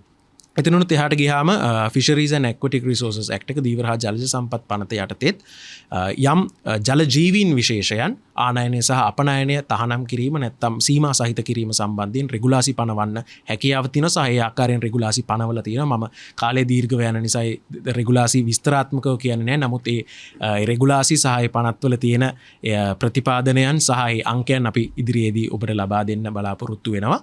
එතකොට මේ ආකාරයේ පනත් ගණනාවක් ප්‍රධාන වශයෙන් පනත් සහ නීති ගණනාවක් ආශ්‍රිතව අපිට මේ අනීතික වනජීවී වෙළඳාම සම්බන්ධයෙන් නීතිය ක්‍රියාත්මක කරන්න හැකියාව තියෙනවා. නමුත් මම හිතුවා තව විනාඩියක් විතර අරගෙන අපි ප්‍රධාන වශයෙන්ම මේ කතා කරන පරිසරය නැත්නම් වනජීවී සම්බන්ධ නීතිවලට එහාට ගිහිල්ලා සමහර අවස්ථාවලදී අපිට නීතියේ පවතින යම් යම් ප්‍රතිපාදනයන් භාවිතා කරන්න පුළුවන් වෙනවා අපිට ටිකක් නිර්මාණශීලීව සහ නම්‍යශීලීව මේ වගේ අවස්ථාවන් මැඩලන්න. දැන් උදාහරණයක් විදියට ගත්තාම සමහර අවස්ථාවන් වලදී මේ සතුන් ශ්‍රී ලංකාව තුළට එද්දි බලපත්‍රයක් යම් පාර්ශවයක් සතුව තියෙන්න පුළුවන්. නමුත් ඒ බලපත්‍රය සත්‍ය වශයෙන් නිකුත් කරන ලද බලපත්‍රයක්ද නැද්ද කියලා හොයාගන්න පුළුවන්කමක් තියෙනවා නම් විශේෂයෙන්ම දැන් ශ්‍රී ලංකාව තුළ මේ වන සතුන් පිළිබඳව එහෙම නැත්නම් වන ජීවීන් පිළිබඳව තියෙන විශේෂඥ දැනුම යම් තරමක් දුරට ප්‍රාමාණික දැනුම යම් තරමක් දුරට අඩු වුණාට මේ වගේ අපි හිතමු උදාහරණයක් විදිහට ව්‍යාජ ලේඛන සකස් කරලා තියෙනවා. එහෙම නැත්නම් ව්‍යාජ අත්සන් යොදලා යම් ලේඛනයන් යම් පාර්ශවයන් භාවිතා කරනවා නම් ඒ පිළිබඳව හොයාගන්න විශේෂ දැනුමක් ශ්‍රී ලංකා පොලිසිය ඇතුළු රජයේ රස පරීක්ෂක දෙපාර්තමේන්තුව ඇතුළු ආයතනවලට මේ විශේෂඥ දැනුම තියෙනවා. එතකොට සමහර අවස්ථාවන් වලදී දණ්ඩ නීති සංග්‍රහය යටතේ අපරාධමය වරදක් වෙන කූට ලේඛන සැකසීම එහෙම නැත්නම් රේගු පනත යටතේ නිසි පරිදි හෙලි නොකිරීම නැත්තම් ෆෝල්ස් ඩෙක්ලරේෂන්ස් වගේ වරදවල් යටතේ වුණත් මේ වනජීවී අපරාධයන් මැඩපවත්ව ගන්න අපිට අවස්ථාව තියෙනවා. දැන් මම කලින් කිව්වා වගේ ව්‍යාජ බලපත්‍රයක් සහිතව මේ සතුන් හෝ සත්ත්ව කොටස් ගෙනල්ලා තියෙනවා නම් අපිට ඒ සතා හඳුනා ගන්න බැරි වුණත් අර ව්‍යාජ බලපත්‍රයේ කියන වරද යටතේ ඒ අදාළ පාර්ශවයන්ට විරුද්ධව නීතිය ක්‍රියාත්මක කරන්න පුළුවන්. සහ අපි දැකලා තියෙනවා සමහර උදාහරණවලදී සමහර අවස්ථාවන් වලදී ශ්‍රී ලංකාවෙන් එළියට යන්නේ නීති විරෝධී ද්‍රව්‍යයන් නෙමෙයි. නමුත් මේ නීති විරෝධී නොවන ද්‍රව්‍යයන් ඇතුලේ මේ වගේ වනජීවීන් එහෙම නැත්නම් නීති විරෝධී ද්‍රව්‍යයන් යන්න පුළුවන්. එතකොට ඒවා false declarations බවට පරිවර්තනය වෙනවා රේගු පනත යටතේ. එතකොට මම කියන්න උත්සාහ කරන්නේ ඍජුවම නීතියක් නොපවතින අවස්ථාවන් වලදී වුණත් අපිට නීතියේ පවතින ප්‍රතිපාදනයන් භාවිතා කරන්න පුළුවන්. මේ වනජීවී විශේෂයෙන්ම වනජීවී අනීතික වනජීවී වෙළඳාම වළක්වා ගන්න සහ ඒ සම්බන්ධයෙන් නීතිය ක්‍රියාත්මක කරන්න මම අවසාන වශයෙන් කරුණු දෙකක් කියන්න බලාපොරොත්තු වෙනවා. එකක් තමයි අනීතික වනජීවී වෙළඳාම සම්බන්ධයෙන් ශ්‍රී ලංකාව තුල පවතින එක නීතියක් නෙමෙයි නීති පද්ධතියක්. ඒක සුබවාදී ලකුණක් විදිහට තමයි මම අර්ථකථනය කරන්නේ. මොකද අපි පුරෝකථනය නොකරන අපිට හිතාගන්න බැරි අවස්ථාවන් ඉදිරියේදී ආවත් අපිට පවතින නීතියේ ප්‍රතිපාදනයන් භාවිතා කරන්න පුළුවන් ඒ අවස්ථාවට සරලන විදිහට. දෙවැනි කාරණාව තමයි මම මුලින්ම කිව්වා වගේ මේ අනීතික වනජීවී වෙළඳාම කියලා කියන්නේ ජාලයක්. එතකොට රටක් විදිහට අපි මේ ප්‍රශ්නයට විසඳුම් හොයනවා වගේම අපි සමස්ත ලෝකයේත් එක්කම එකතු වෙලා මේ සම්බන්ධයෙන් වැඩ කරන්න ඕනේ. කලාපීය වශයෙන් මේ සම්බන්ධයෙන් වැඩ කරන්න ඕනේ. ඒ තොරතුරු හුවමාරු කරගන්න ඕනේ. ඒ හරහා තමයි මේ සඳහා අපිට වඩාත් සාධනීය විදිහට විසඳුම් හොයාගන්න පුළුවන් වෙන්නේ. නීති සහ රෙගුලාසිස් වල ප්‍රතිපාදනයන් ඊට පස්සේ ගැසට් ඒ අංක මම ඉදිරියේදී ඔයගොල්ලන්ට ලබා දෙන්නම්. කාලය ගොඩක් යන නිසා තමයි ඒවා විශේෂයෙන් සඳහන් කළේ නැත්තේ. මගේ මූලික කරුණු දැක්වීම ඒ ටික තමයි. අපි ප්‍රශ්න තිබ්බොත් ඉදිරියේදී කතා කරමු. බොහොම ස්තුතියි සියලු දෙනාගෙන් අවසර. මට කාර්යයන් දෙකක් තියෙනවා. පළවෙනි එක තමයි මට කලින් කතා කරපු සම්පත්දායක තුන් දෙනාගේ කතා වලින් ඉදිරිපත් වූ කරුණු වලට අදාළ වැඩිමනත් පැහැදිලි කිරීම සහ ඒ වගේම මේ සමස්ත කාරණාව පිළිබඳව සම්පින්ඩනයක් කරන අතරතුර අන්තර්ජාතික වෙළඳාම සම්බන්ධයෙන් තියෙන නෛතික තත්ත්වය පැහැදිලි කරන එක. වනජීවීන්ගේ අන්තර්ජාතික වෙළඳාම නැත්නම් වඳවීමේ තර්ජනයට ලක්වෙච්ච වනජීවීන්ගේ අන්තර්ජාතික වෙළඳාම පාලනය කිරීම සඳහා අන්තර්ජාතික ප්‍රඥප්තියක් තියෙනවා. ඒකට ඉංග්‍රීසි කෙටිනාමය CITES කියන එක. එහෙම නැත්නම් දිගුනාමය තමයි Convention on the International Trade of Threatened Species of Animals and Plants කියන එක. මේකේ CITES කිව්වම තමයි හැම කෙනෙක්ම වගේ මේක දන්නේ. මේ ප්‍රඥප්තියට ලංකාව 1979 ඉඳලා එකතු වෙලා ඉන්න රටක්. හැබැයි මේ ප්‍රඥප්තියේ අඩුපාඩුකම් දුර්වලකම් ගොමයක් තියෙනවා. පළවෙනි එක තමයි මේ ප්‍රඥප්තියෙන් පාලනය කරන්නේ ඒ ප්‍රඥප්තියේ උපලේඛන වලට දාලා තියෙන සතුන් හෝ ශාක සම්බන්ධයෙන් වෙළඳාම පමණයි. එතකොට උපලේඛන වලට අපිට අවශ්‍ය සතෙක් ශාකයක් දාගන්නවා කියන එක සෑහෙන්න සංකීර්ණ කටයුත්තක්. සමහරවිට අපි බලාපොරොත්තු වෙච්ච නැති වරදාකාරී විදිහේ උපලේඛනගත වීමක් සිදු වෙන්න පුළුවන්. උදාහරණයක් විදිහට අපේ කලින් කතා කරපු සමීර මහත්මයා කතා කරනකොට කියපු කටුස්සන්ව දහනමේදී ලංකාව බලාපොරොත්තු වුණා පළවෙනි උපලේඛනයට දාන්න. එහෙම නැත්නම් වෙළඳාම සම්පූර්ණයෙන් නවත්තන්න. මොකද මේ රටේ නීතියේ හැටියට ඒ අය සියල්ලම ආරක්ෂිත සහ දැඩි ලෙස ආරක්ෂිත උරගයින් නිසා. නමුත් ඒගොල්ලන් අන්තිමට තීරණය කළා මේක සීමා සහිත වෙළඳාමක් කරන්න පුළුවන් දෙවෙනි උපලේඛනයට දැම්මා. දැන් මේක වැරදි තත්වයක්. මොකද ලංකාව ආවේනික සතුන්ගේ වෙළඳාම සම්පූර්ණයෙන් තහනම් කරලා තියෙනකොට අන්තර්ජාතික ප්‍රඥප්තියක පාර්ශවයන් විශේෂයෙන් යුරෝපා පාර්ශවයන් තමයි මේකට මැදිහත් උනේ. කොහොමද කියන්නේ ඒක සීමා සහිත වෙළඳාම් කරන්න පුළුවන් කියලා. ඉතින් ඒක නීති විරෝධී තත්වයට යම්කිසි මෝනුවරක් දෙනවා කරගෙන යන්න වගේ වරදකාරී තත්වයක් තියෙන්නේ. මේක තමයි පළවෙනි දේ. මේ ප්‍රඥප්තිය සමහරලාට අපේ අවශ්‍යතාවයන්ට පටහැනිව හැටියුතු කරනවා. දෙවෙනි එක තමයි අපේ අවශ්‍යතාවයන් මගහැර යනවා. ඒකට හොඳම උදාහරණය තමයි ලංකාවේ ඉන්නවා කැදලි තුරිතයා කියලා පක්ෂියෙක්. ගේ කුරුල්ලෙකුට ඩී ගොඩක් පොඩි. මේ පක්ෂියා සම්පූර්ණයෙන්ම තමන්ගේ කූඩුව හදන්නේ කේටයෙන්, තමන්ගේ කෙළවලින්. මේ කූඩුව හදන නිසා මෙයාගේ කූඩුවට විශේෂ ඉල්ලුමක් තියෙනවා ආහාරයක් වශයෙන්. මේ කිලෝ එකක් ඉතාමත්ම වටිනාකමක් තියෙනවා. මේගොල්ලන්ගෙන් ওই තායිලන්තේ වගේ රටවල් වල ඉන්න විශේෂයත් ඒ වගේම ලංකාවේ සහ ඉන්දියාවේ ඉන්න ඉන්දියන් ස්විෆ්ට්ලට් කියන කුරුල්ලගේ කූඩුවට තමයි වැඩිම ඉල්ලුම තියෙන්නේ. එතකොට මේ කුරුල්ලන්ගේ කූඩු වෙළඳාම යාමනය කරන්න කියලා මේ සයිටීස් ප්‍රඥප්තියේ පාර්ශවයන්ගේ සමුළුවකදී 1996 දී යෝජනාවක් ආවා. හැබැයි ඒ යෝජනාව ඒගොල්ලෝ සම්මත කරගන්න දුන්නේ නැහැ. මොකද අර ඉස්සෙල්ලා කිව්වා වගේ යුරෝපා රටවල්, ඇමරිකා එක්සත් ජනපදයේ වගේ රටවලුත්, ඒ වගේම චීනය වගේ රටවලුත් තමයි මේ කූඩු ආනයනය කරන්නේ. දැන් අපි ඉන්නේ 2026 අවුරුදු 30ක් ගිහිනුත් තාම ඒ වෙළඳාම නවත්තන්න අන්තර්ජාතික ප්‍රඥප්තිය අසමත් වෙලා තියෙනවා. ඒක නිසා මේ අන්තර්ජාතික ප්‍රඥප්තිය පිළිබඳව සමහර අය අතිවිශාල බලාපොරොත්තු තියාගෙන කතා කළාට ඒකේ සීමාවන් තියෙනවා, ඒකේ දුර්වලතා තියෙනවා. ඒකෙන් අපිට අහිතකර තත්ත්වයක් උදා වෙන අවස්ථා තියෙනවා. ඒක තමයි මට මුලින්ම කියන්න ඕනේ. හැබැයි මේකේ තියෙන සමහර දේවල් වලදී අපි මීට වැඩිය උනන්දුවකින්, මීට වැඩිය ජාතික වශයෙන් අවධානයකින් කටයුතු කළ යුතුව තිබුණා කියන අවස්ථාවක් තියෙනවා. මම උදාහරණයක් කියන්නම්. ලංකාවේ ඉන්නවා අලි මඩුවන් සහ යක් මඩුවන් කියලා ඉතා විශාල මඩුවන්. ඒගොල්ලෝ විද්‍යාත්මකව මොබිලිඩේ කියන කුලයට අයිති විශේෂ 10ක් ඉන්නවා. ඉංග්‍රීසියෙන් manta rays, devil rays, eagle rays වගේ නම් වලින් හඳුන්වනවා. මේ අය අන්තර්ජාතික වශයෙන් වෙළඳාමකට ලක් වෙන්නේ ඒ අයගේ මාළු නෙවෙයි, ඒ අයගේ ශරීරයේ කොටසක් වන කරමල් පෝරු නැත්නම් ගිල් රේකර්ස්. මේ කොටස් වේලලා අපනයනය කිරීමේ වෙළඳාමක් තියෙනවා. මේ වෙළඳාම අනික් රටවල් වලට කරන ප්‍රධාන අපනයනකරු විදිහට අතීතයේදී හිටිය ඉන්දුනීසියාව 2024 වාර්තා වෙනකොට ලංකාව තමයි එකට ඇවිල්ලා තිබුණේ ඉන්දුනීසියාව අභිභවාගෙන. ඉතින් මේක නරක තත්ත්වයක්. අපි මේ මාළුන්ව ලංකාවේ නීතියෙන් යම්කිසි ආරක්ෂාවක් ලබා දීලා මේ අන්තර්ජාතික වෙළඳාම පාලනය කිරීමට කටයුතු කරන්න කියලා ඉල්ලීම් කළා. කළේ නෑ මේ දේවල්. මේ සියලුම අයව පහුගිය අවුරුද්දේ 2025 අවසානයේදී වෙච්ච පාර්ශවයන්ගේ රැස්වීමේදී පළවෙනි උපලේඛනයට දාලා තියෙනවා සයිටීස් ප්‍රඥප්තිය. ඒ කියන්නේ ඒ අයගේ වෙළඳාම සම්පූර්ණයෙන් නවත්තන්න ඕන කියන තැනට ඇවිල්ලා. හැබැයි තාම අපි ඒක යාමනය කිරීම සඳහා නියෝගයක් ගේන්නට අසමත් වෙලා තියෙනවා. නියෝගයේ එන්න ඕන දීවර හා ජලජ සම්පත් පනත යටතේ. මොකද මේගොල්ලෝ දීවර කටයුතු වලට භාවිතා කරන සම්පතක් නිසා සැලකිය යුතු මට්ටමකින් ලංකාව තුල අල්ලන්නේ ඔය කරමල් පෝරු වෙළඳාමට නිසාත් ඒක යාමනය කිරීම දීවර හා ජලජ සම්පත් පනත යටතේ නියෝගයකින්, ඒ කියන්නේ ගැසට් පත්‍රය පළ කරන නියෝගයකින් කරන්න පුළුවන් දෙයක්. ඒක තාම වුණේ නැහැ. අපි මේ ඉල්ලීම කාලයක් තිස්සේම කිව්වා. මොකද මේ වගේ දේවල් වලින් ලංකාව වගේ රටවල් වලට අපකීර්තිමත් නාමයක් අන්තර්ජාතික වශයෙන් ලැබෙනවා කියන කාරණාව.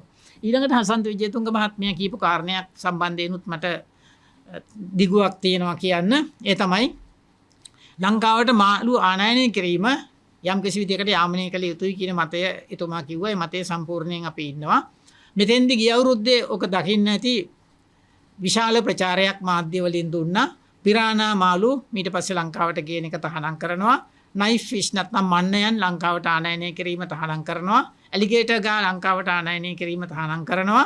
ඒ වගේම ජයන්ට් ස්නේක් හෙඩ් කියලා කියන නැත්නම් පහුගිය කාලේ දැදුරු නයා කියන අනවර්ත නාමයක් හදපු චන්නා මයික්‍රෝපෙල්ටිස් කියන මාළුව ලංකාවට ආනයනය කිරීම තහනම් කරනවා කියලා. මේකේ ඇත්ත తත්වය මම පොඩ්ඩක් කියන්නම්. ඇත්ත తත්වය මීට වැඩි ටිකක් වෙනස්.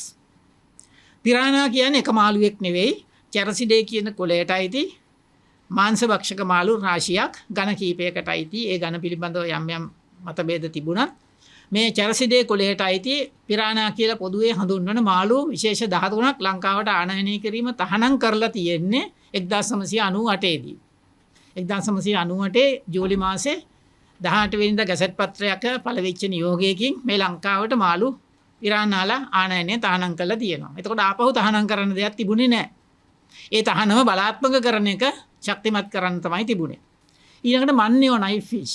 එහෙම නැත්නම් නයිෆ් ෆිෂ්ලා කොටස් දෙකක් ඉන්නවා අප්‍රිකානු සහ ආසියාතික කොටසේ ඉන්න අය. එතකොට මේ නොටොප්ටෙරිඩේ කියන කුලයට අයිති අය තමයි ওই නයිෆ් ෆිෂ් කියලා නැත්නම් මන්නේෝ කියලා අපි හඳුන්වන්නේ.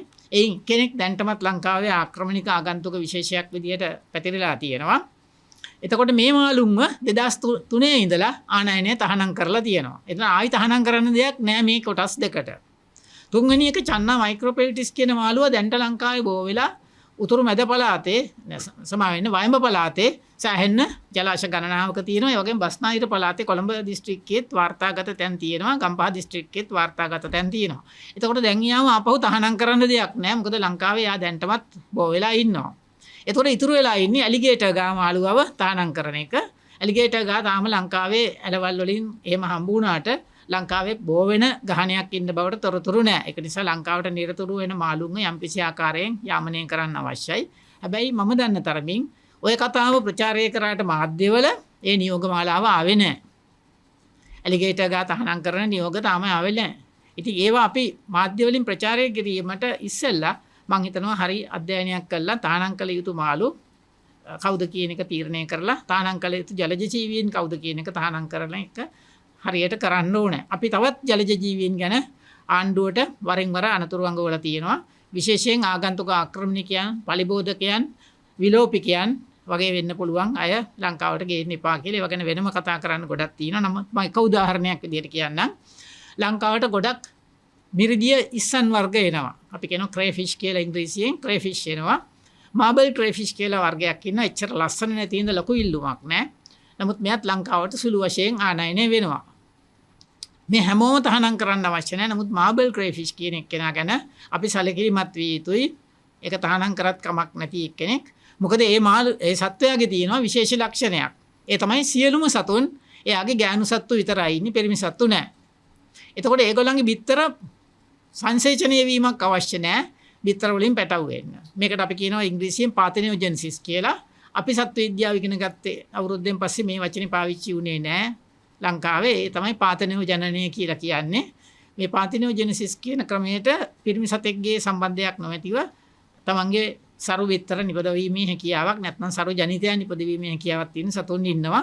ඒ එක්කෙනෙක් තමයි මෙයා. එතකොට මෙයාගේ එක්කෙනෙක් පරිසරයට නිකුත් වුණත් එයාට බිත්තර දාලා ගහනයක් හදාගැනීමේ හැකියාව තියෙනවා. ඒ වගේම මෙයා ගොයම් ශාකය හානි කරන පලිබෝධකයෙක් විදියට මැඩගස්කර් වගේ රටවල් වල දැන්ටමත් වාර්තා වෙලා තියෙනවා. අපි ගොඩක් වෙලාවට මේ දේවල් ගැන අනතුරු අඟවන්නේ වෙන රටවල් වල තියෙන සාධක සහ වෙන රටවල් වල තියෙන තොරතුරු මත පදනම් වෙලා අපි මේකට කියනවා precautionary approach නැත්නම් පූර්ව ආරක්ෂක ප්‍රවේශය කියලා. ඒ තමයි අපි නොදන්නා දෙයින් පරිස්සම් වෙන්න ඕනේ.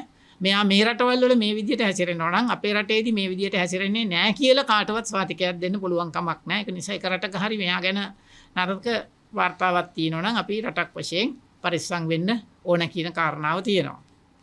ඊළඟ කාරණාව තමයි ලංකාවේ වනජීවී නීති විරෝධී වෙළඳාම සහ නීති ඥානුකූල වෙළඳාම දෙකක් තියෙනවා. මේ නීත්‍යානුකූල වෙළඳාමත් අපි හරියට යාමනය කරන්න ඕන. නැත්නම් නීත්‍යානුකූලව එන සතෙක් හෝ නීත්‍යානුකූලව යවන ශාකයක් හෝ සතෙක් හෝ ඒ සතාගේ හෝ ශාකයේ වඳවීමට හේතුවක් වෙන්න පුළුවන්. විශේෂයෙන් හසන්ත මහත්මයා කියපු මත්ස්‍ය වෙළඳාමේදී ඔය පෙන්නපු සමහර මාළුන්ව ඔය බුලත් හපය නැත්නම් බ්ලැක් රූබි බාබ් එතකොට රාස්බෝරා වෙට්‍රිෆෝරිස් නැත්නම් හල්මල් දණ්ඩියා ඒගොල්ලෝ තහනම් නැහැ තාම. ඒගොල්ලන්ව වෙළඳාම් කරන්න නීත්‍යානුකූලව පුළුවන්. හැබැයි ඒ අයගේ අර සරු ජනිතයන් ඉන්න වර්ණවත් මාළු ඉන්න ගහනයන් විනාශ වෙනවා නම් අපි මේවා මීට වැඩිය යාමනයකට ලක් කිරීම අත්‍යවශ්‍යම කළ යුතු වෙනවා. තව දෙයක් තමයි ලංකාවේ මේ නීති විරෝධී ආනයන වෙළඳාම අපි අපනයන වෙළඳාම විතර කතා නොකරට ඒකත් දැන් වැඩියෙන් කතා කරන්න ඕන දෙයක් තියෙනවා. 2024 වසරේදී අපිට හම්බ වුණා පළවෙනි වතාවට ලංකාවට විදේශීය රටවල් වලින් දිමිමකුළුවන් ආනයනය කළ බවට තොරතුරු. දිම්මකුළුව. අපි දන්නවා ලෝකයේ වනජීවී වෙළඳාමේ දිම්මකුළුවන් වර්ග ගණනාවක් විකුණනවා. ඒ වගේම මේ සයිටීස් ප්‍රඥප්තියෙන් වඳ වෙලා යන දිම්මකුළුවන්ගේ වෙළඳාම සීමා කරලා තියෙනවා.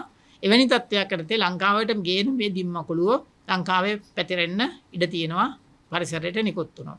දෙවෙනි එක තමයි ලංකාවේ කිසිම අවස්ථාවක වනජීවි සංරක්ෂණ දෙපාර්තමේන්තුව බලපත්‍ර දෙන්නේ නැහැ උරගේ ඉන්න හෝ උභයජීවීන්ව ලංකාවට ගේන්න. උරග වෙළඳාම් පිළිබඳව සමීර මහත්මයා කතා කළා. උභයජීවීන් වෙළඳාම් පිළිබඳව එතුමා කතා කළා. එතකොට මේ උභයජීවී වෙළඳාමට ඉඩ නොදෙන පළවෙනි හේතුව තමයි මේ සමහර උභයජීවීන් විලෝපිකයෝ වෙනවා, ආක්‍රමණිකයෝ වෙනවා.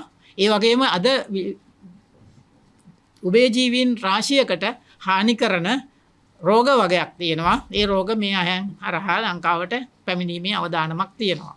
ලෝකයේ ඉතාමත්ම නරක උභයජීවියෙක් දෙන්නෙක් ලංකාවට පෞගේ කාලේ ආපු බවටත් ඒ වගේම සැලමෙන්ඩර් වගේ උභයජීවීන් ලංකාවට ආපු බවටත් අපිට තොරතුරු දැනගන්නට ලැබුණා. ඒක නිසා මේ වෙළඳාමේ ස්වરૂපය, ස්වභාවය සහ ඒවායේ සඳහා භාවිතා කරන සතුන් වෙනස් වෙනවා.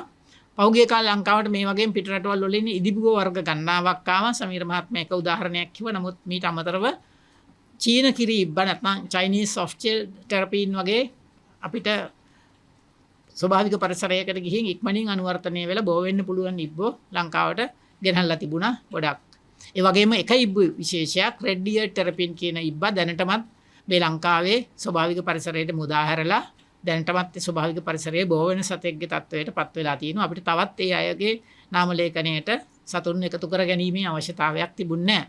ඒ වගේම පහුගිය කාලේ රේගුවට හම්බ වෙලා තිබුණ ගොළුබෙලි විශේෂ දෙකක් පිට රටින් ගෙනනකොට ඒගොල්ලෝ ඇපල් ස්නේල් කාණ්ඩයට නැත්නම් ඇපල් ගොළු වෙල්ලෝ කියලා හඳුන්වන ලංකාවෙත් දැන්ට මාළු ටැංකිය වලින් එළියට ගිහින් අපේ රටවල සමහර ජල මාර්ගවල පැතිරලා තියෙන ගොළු වෙල්ලන්ට නෑකම් කියන විශේෂ මේවත් ලංකාවේ පලිබෝධකයන් විදිහට විශේෂයෙන් ගොයම් වගේ ශාකවලට හානි කරන අය විදිහට පැතිරෙන්න පුළුවන්. ඒ වගේම ජලජ පරිසරය තුළ මේගොල්ලෝ හානිකර ආක්‍රමණික සතුන් බවට පත් වෙන්න පුළුවන්. තවත් ආක්‍රමණික ගොළු බෙල්ලෝ කීප දෙනෙකුත් ලංකාවට දැනට ඇවිල්ලා තියෙනවා.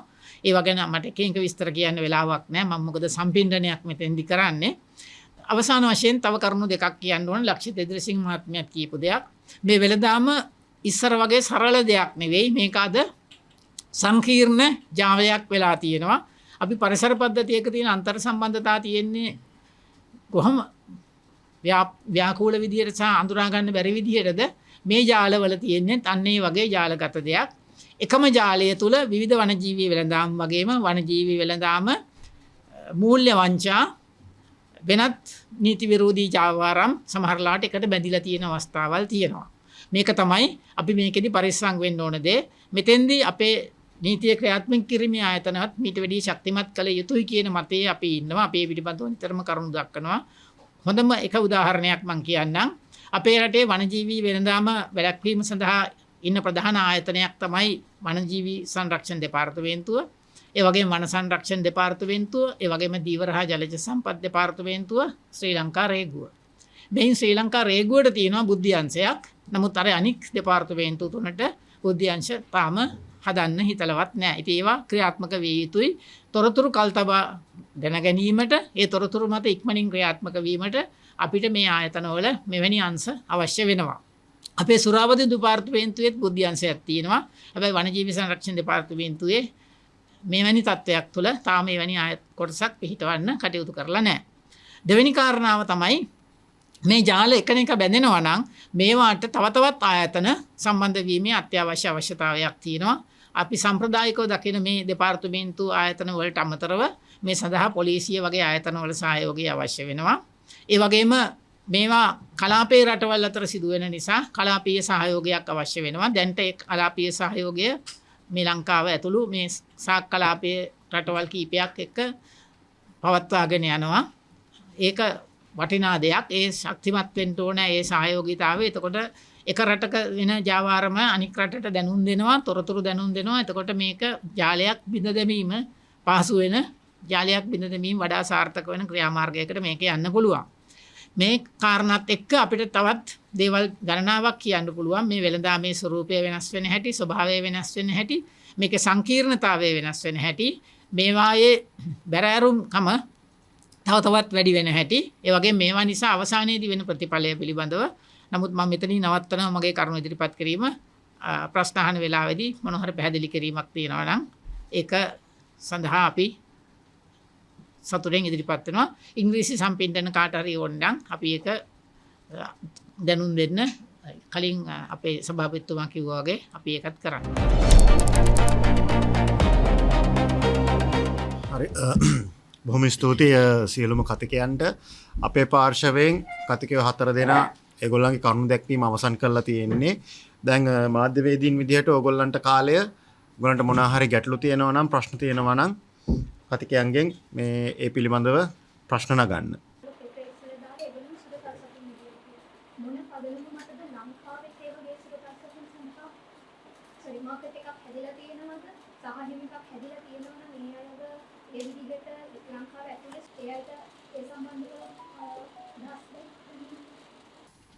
ලංකාවේ සුරතල් සතුන් විදිහට ඇති කරන්න පුළුවන් නීත්‍යානුකූලව සහ ඉතුරු ටික නීති විරෝධී සුරතල් සතුන් වෙන්න ඕන. ඒතකොට නීත්‍යානුකූලව ඇති කරන යම්කිසි විදේශීය සතෙක් ඉන්නවා නම් ඒ විදේශීය සත්වයාව ලංකාවට ගේම සඳහා වනසත්ව වෘක්ෂලතා ආරක්ෂා කිරීමේ 37 වෙනි වගන්තිය යටතේ බලපත්‍රයක් යටතේ තමයි එන්න ඕන. එතකොට එහෙම බලපත්‍රයක් නැතුව ගෙනාපු සතෙක් ලංකාවේ කොහේ හරි තැනක ඇති කරනවා නම් රේගු ආඥා පනත යටතේ රේගුවට හෝ වනජීවි සංරක්ෂණ දෙපාර්තමේන්තුවට හෝ පොලිසියට හෝ ඒ ස්ථානයේ වටලලා ඒ සතුන්ව තමන්ගේ භාරයට අරගෙන අවශ්‍ය රැඩු කටයුතු කිරීමේ හැකියාව තියෙනවා.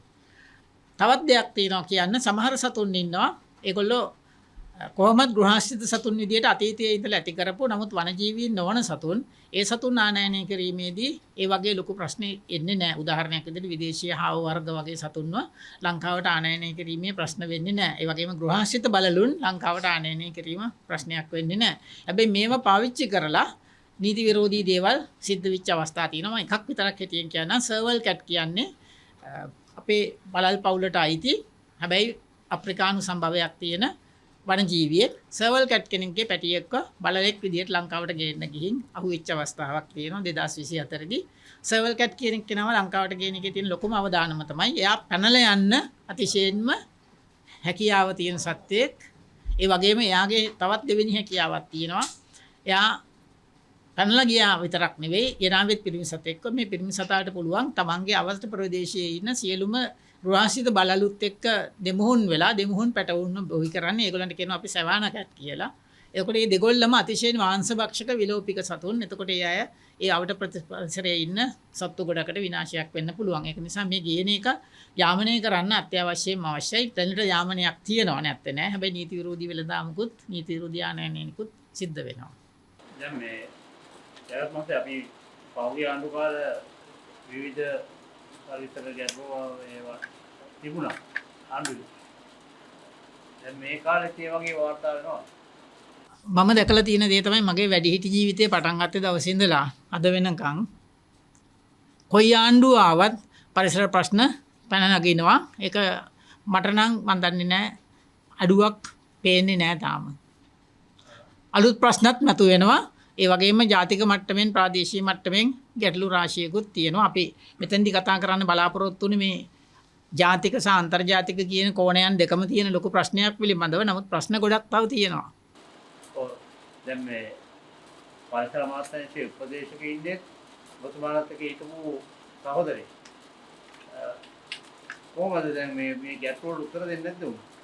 මම පුද්ගලයෝ ගැන හෝ අමාත්‍යාංශ ගැන හෝ කතා කරන්නේ නැහැ. පොදුවේ මම කියන්නේ මෙන්න මෙහෙම දෙයක් තියෙනවා. වනජීවී විෂය සහ පරිසර විෂය සම්බන්ධයෙන් කතා කරන අමාත්‍යාංශයේ තියෙද්දි වෙනත් අමාත්‍යාංශවල ඇමතිවරු නියෝජ්‍ය ඇමතිවරුත් මේක කතා කරන්නයි මේක ගැන ඇඟිලි ගහන්නයි පටන් ගත්තාම ඊටාත්ම ව්‍යාකූල තත්ත්වයක් ඇති වෙනවා. ඒ ව්‍යාකූලතාවයේ අවුරුද්දකටත් වැඩි කාලයක් අපි දැක්කා. ඒක මම ඕන තැනක විවෘතව කියනවා. වනජීවී ප්‍රශ්නයක් තියෙනවා නම් පරිසර ප්‍රශ්නයක් තියෙනවා නම් ඒක සම්බන්ධයෙන් මැදිහත් වීමේ ප්‍රධාන වගකීම සහ බලය තියෙන්නේ පරිසර අමාත්‍යාංශයට සහ ඒ අමාත්‍යාංශය යටතේ තියෙන රේඛීය ආයතන වලට. ඒ වගකීම උදුරගෙන වෙනත් අය කටයුතු කරනවා නම් එතන ඇති වෙන්නේ ව්‍යාකූල සහ ඊටාත්ම නරක තත්ත්වයක්. ඒ තත්ත්වය සමහර තැන්වල අපි දැක්කා. ඒක වෙන්න ඕනේ නැහැ. ඒක වෙන්න බෑ. ඒක නවතින්න ඕනේ. ඒක තමයි අපේ මතය. පෞද්ගලික කාලේ මේ සත්ත්ව සංගමන ප්‍රාර්ථනානේ. ඒක හරහා මොනවද ලැබුණේ? ඒක අර මං කියපු එකට උදාහරණයක්. ඒක වනජීවී ප්‍රශ්නයක් වගේම ඒක මේ මේ අපි ගත්තොත් එහෙම දැන් ඔය සත්ව සංගණන පවත්වන්න අවශ්‍ය නැහැ. ඒවා විද්‍යාත්මක ක්‍රමවේදයක් අනුව සතුන්ගේ භෝගවලට හානි වෙනවා නම් ඒ සම්බන්ධයෙන් කටයුතු කර ක්‍රමවේද තියෙනවා. ඒක කරන්න ඕනේ පරිසර අමාත්‍යාංශය සහ එහි රේකී ආයතනයක් වන වන්‍යජීවී සංරක්ෂණ දෙපාර්තමේන්තුව මැදිහත් වෙලා. ඒක කෘෂිකර්ම දෙපාර්තමේන්තුවට හෝ කෘෂිකර්ම අමාත්‍යාංශයට හෝ මැදිහත් වෙලා කරන්න ගියාම ඒ අනවශ්‍ය ප්‍රශ්නයකට යනවා. ඉතින් ඒක තමයි ගුණි මට ඊට වැඩිය කතා කරන්න ඒක දෙයක් නෑ ඇත්තටම. ඒක කෘෂිකර්ම අමාත්‍යවරයාගෙන් අහන්න ඕනේ.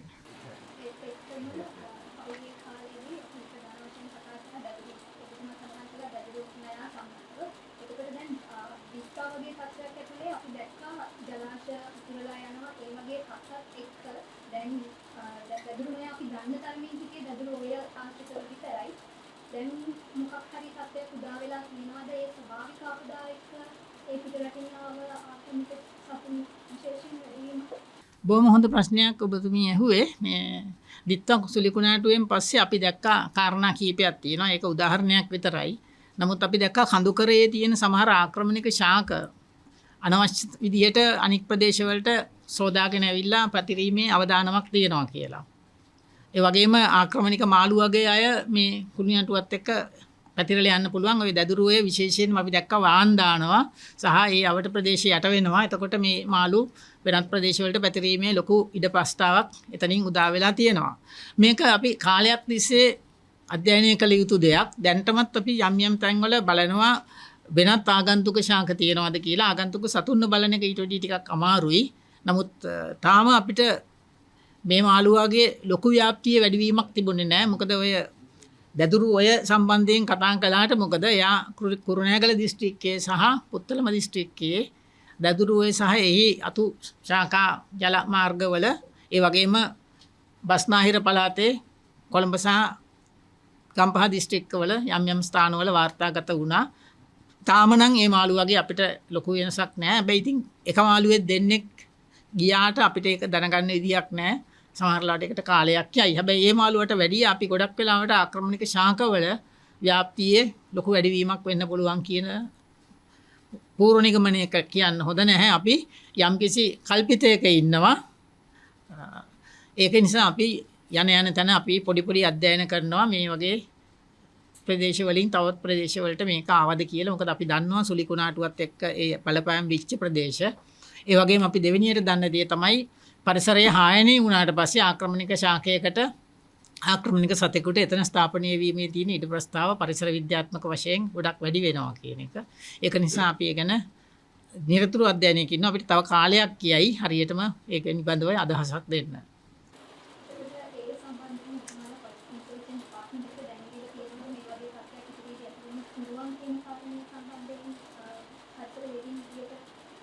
නැවතත් මටම තමයි ඒකටත් උත්තර දෙන්න වෙන්නේ.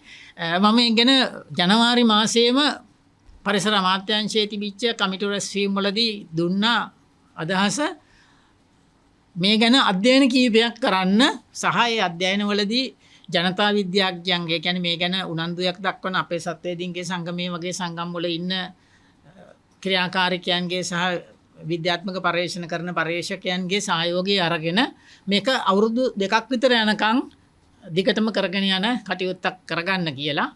ඒ වගේම මම දන්නවා ඒක මට අමතරව තව කීප දෙනෙක් මේ අදහස් ඉදිරිපත් කරලා තිබුණා. මහාචාර්ය සිරිල් විජේසුන්දර මහත්මයා, මාධව පුතේජු මහත්මයා වගේ. ඉතින් ඒක නිසා ඒක අමාත්‍යාංශයෙන්ුත් කිව්වා ඒක ලොකු ව්‍යාපෘතියක්. ඒ සඳහා ඒගොල්ලෝ ප්‍රතිපාදන සොයා ගැනීමට කටයුතු කරනවා කියලා මම හිතන්නේ මොනවා හරි සිද්ධ වෙයි කියලා සාධනීය දෙයක් මම බලාපොරොත්තු වෙනවා.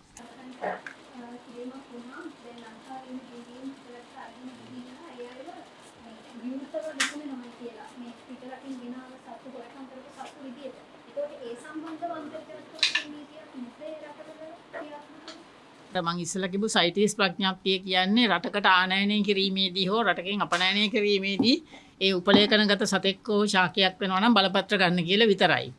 ඊට පස්සේ මේ වගේ නීති විරෝධී ආකාරයෙන් ගේන සතෙක් හෝ ශාකයක් රට තුළට ගෙනාවට පස්සේ ඒ සතා හෝ ශාකය සම්බන්ධයෙන් කටයුතු කරන ආකාරය ඒ රටේ දේශීය නීති වලින් තමයි සමන්විත වෙලා තියෙන්නේ.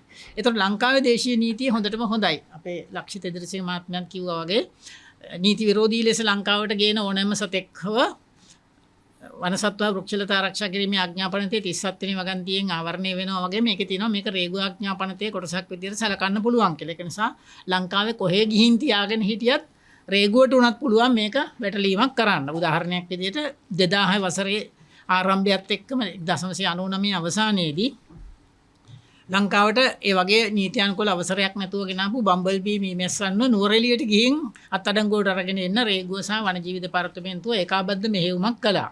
ඒක නිසා අපේ නීතියේ හැදලා තියෙන්නේ එවැනි වැරදිවල් වෙනවා නම් රටේ ඕනෑම තැනකදී වළක්වා ගැනීමට අදාළ ආයතන වලට බලය සපයලා. හැබැයි යුරෝපයේ රටවල් සහ ඇමරිකා එක්සත් ජනපදයේ වගේ රටවල් වල ඒ වගේම චීනය වගේ රටවල් වල නීතියානුකූලව නොවන ආකාරයෙන් සතෙක් වෙන රටකින් ගෙනාවත් ඒ රටේ ඒ සතාව තියාගෙන ඉන්නවා නම් ඒක නවත්තන්න ඒගොල්ලෝ නීතිය ක්‍රියාත්මක කරන්නේ නැහැ. මේකේ නරකම උදාහරණය තමයි ජර්මනිය.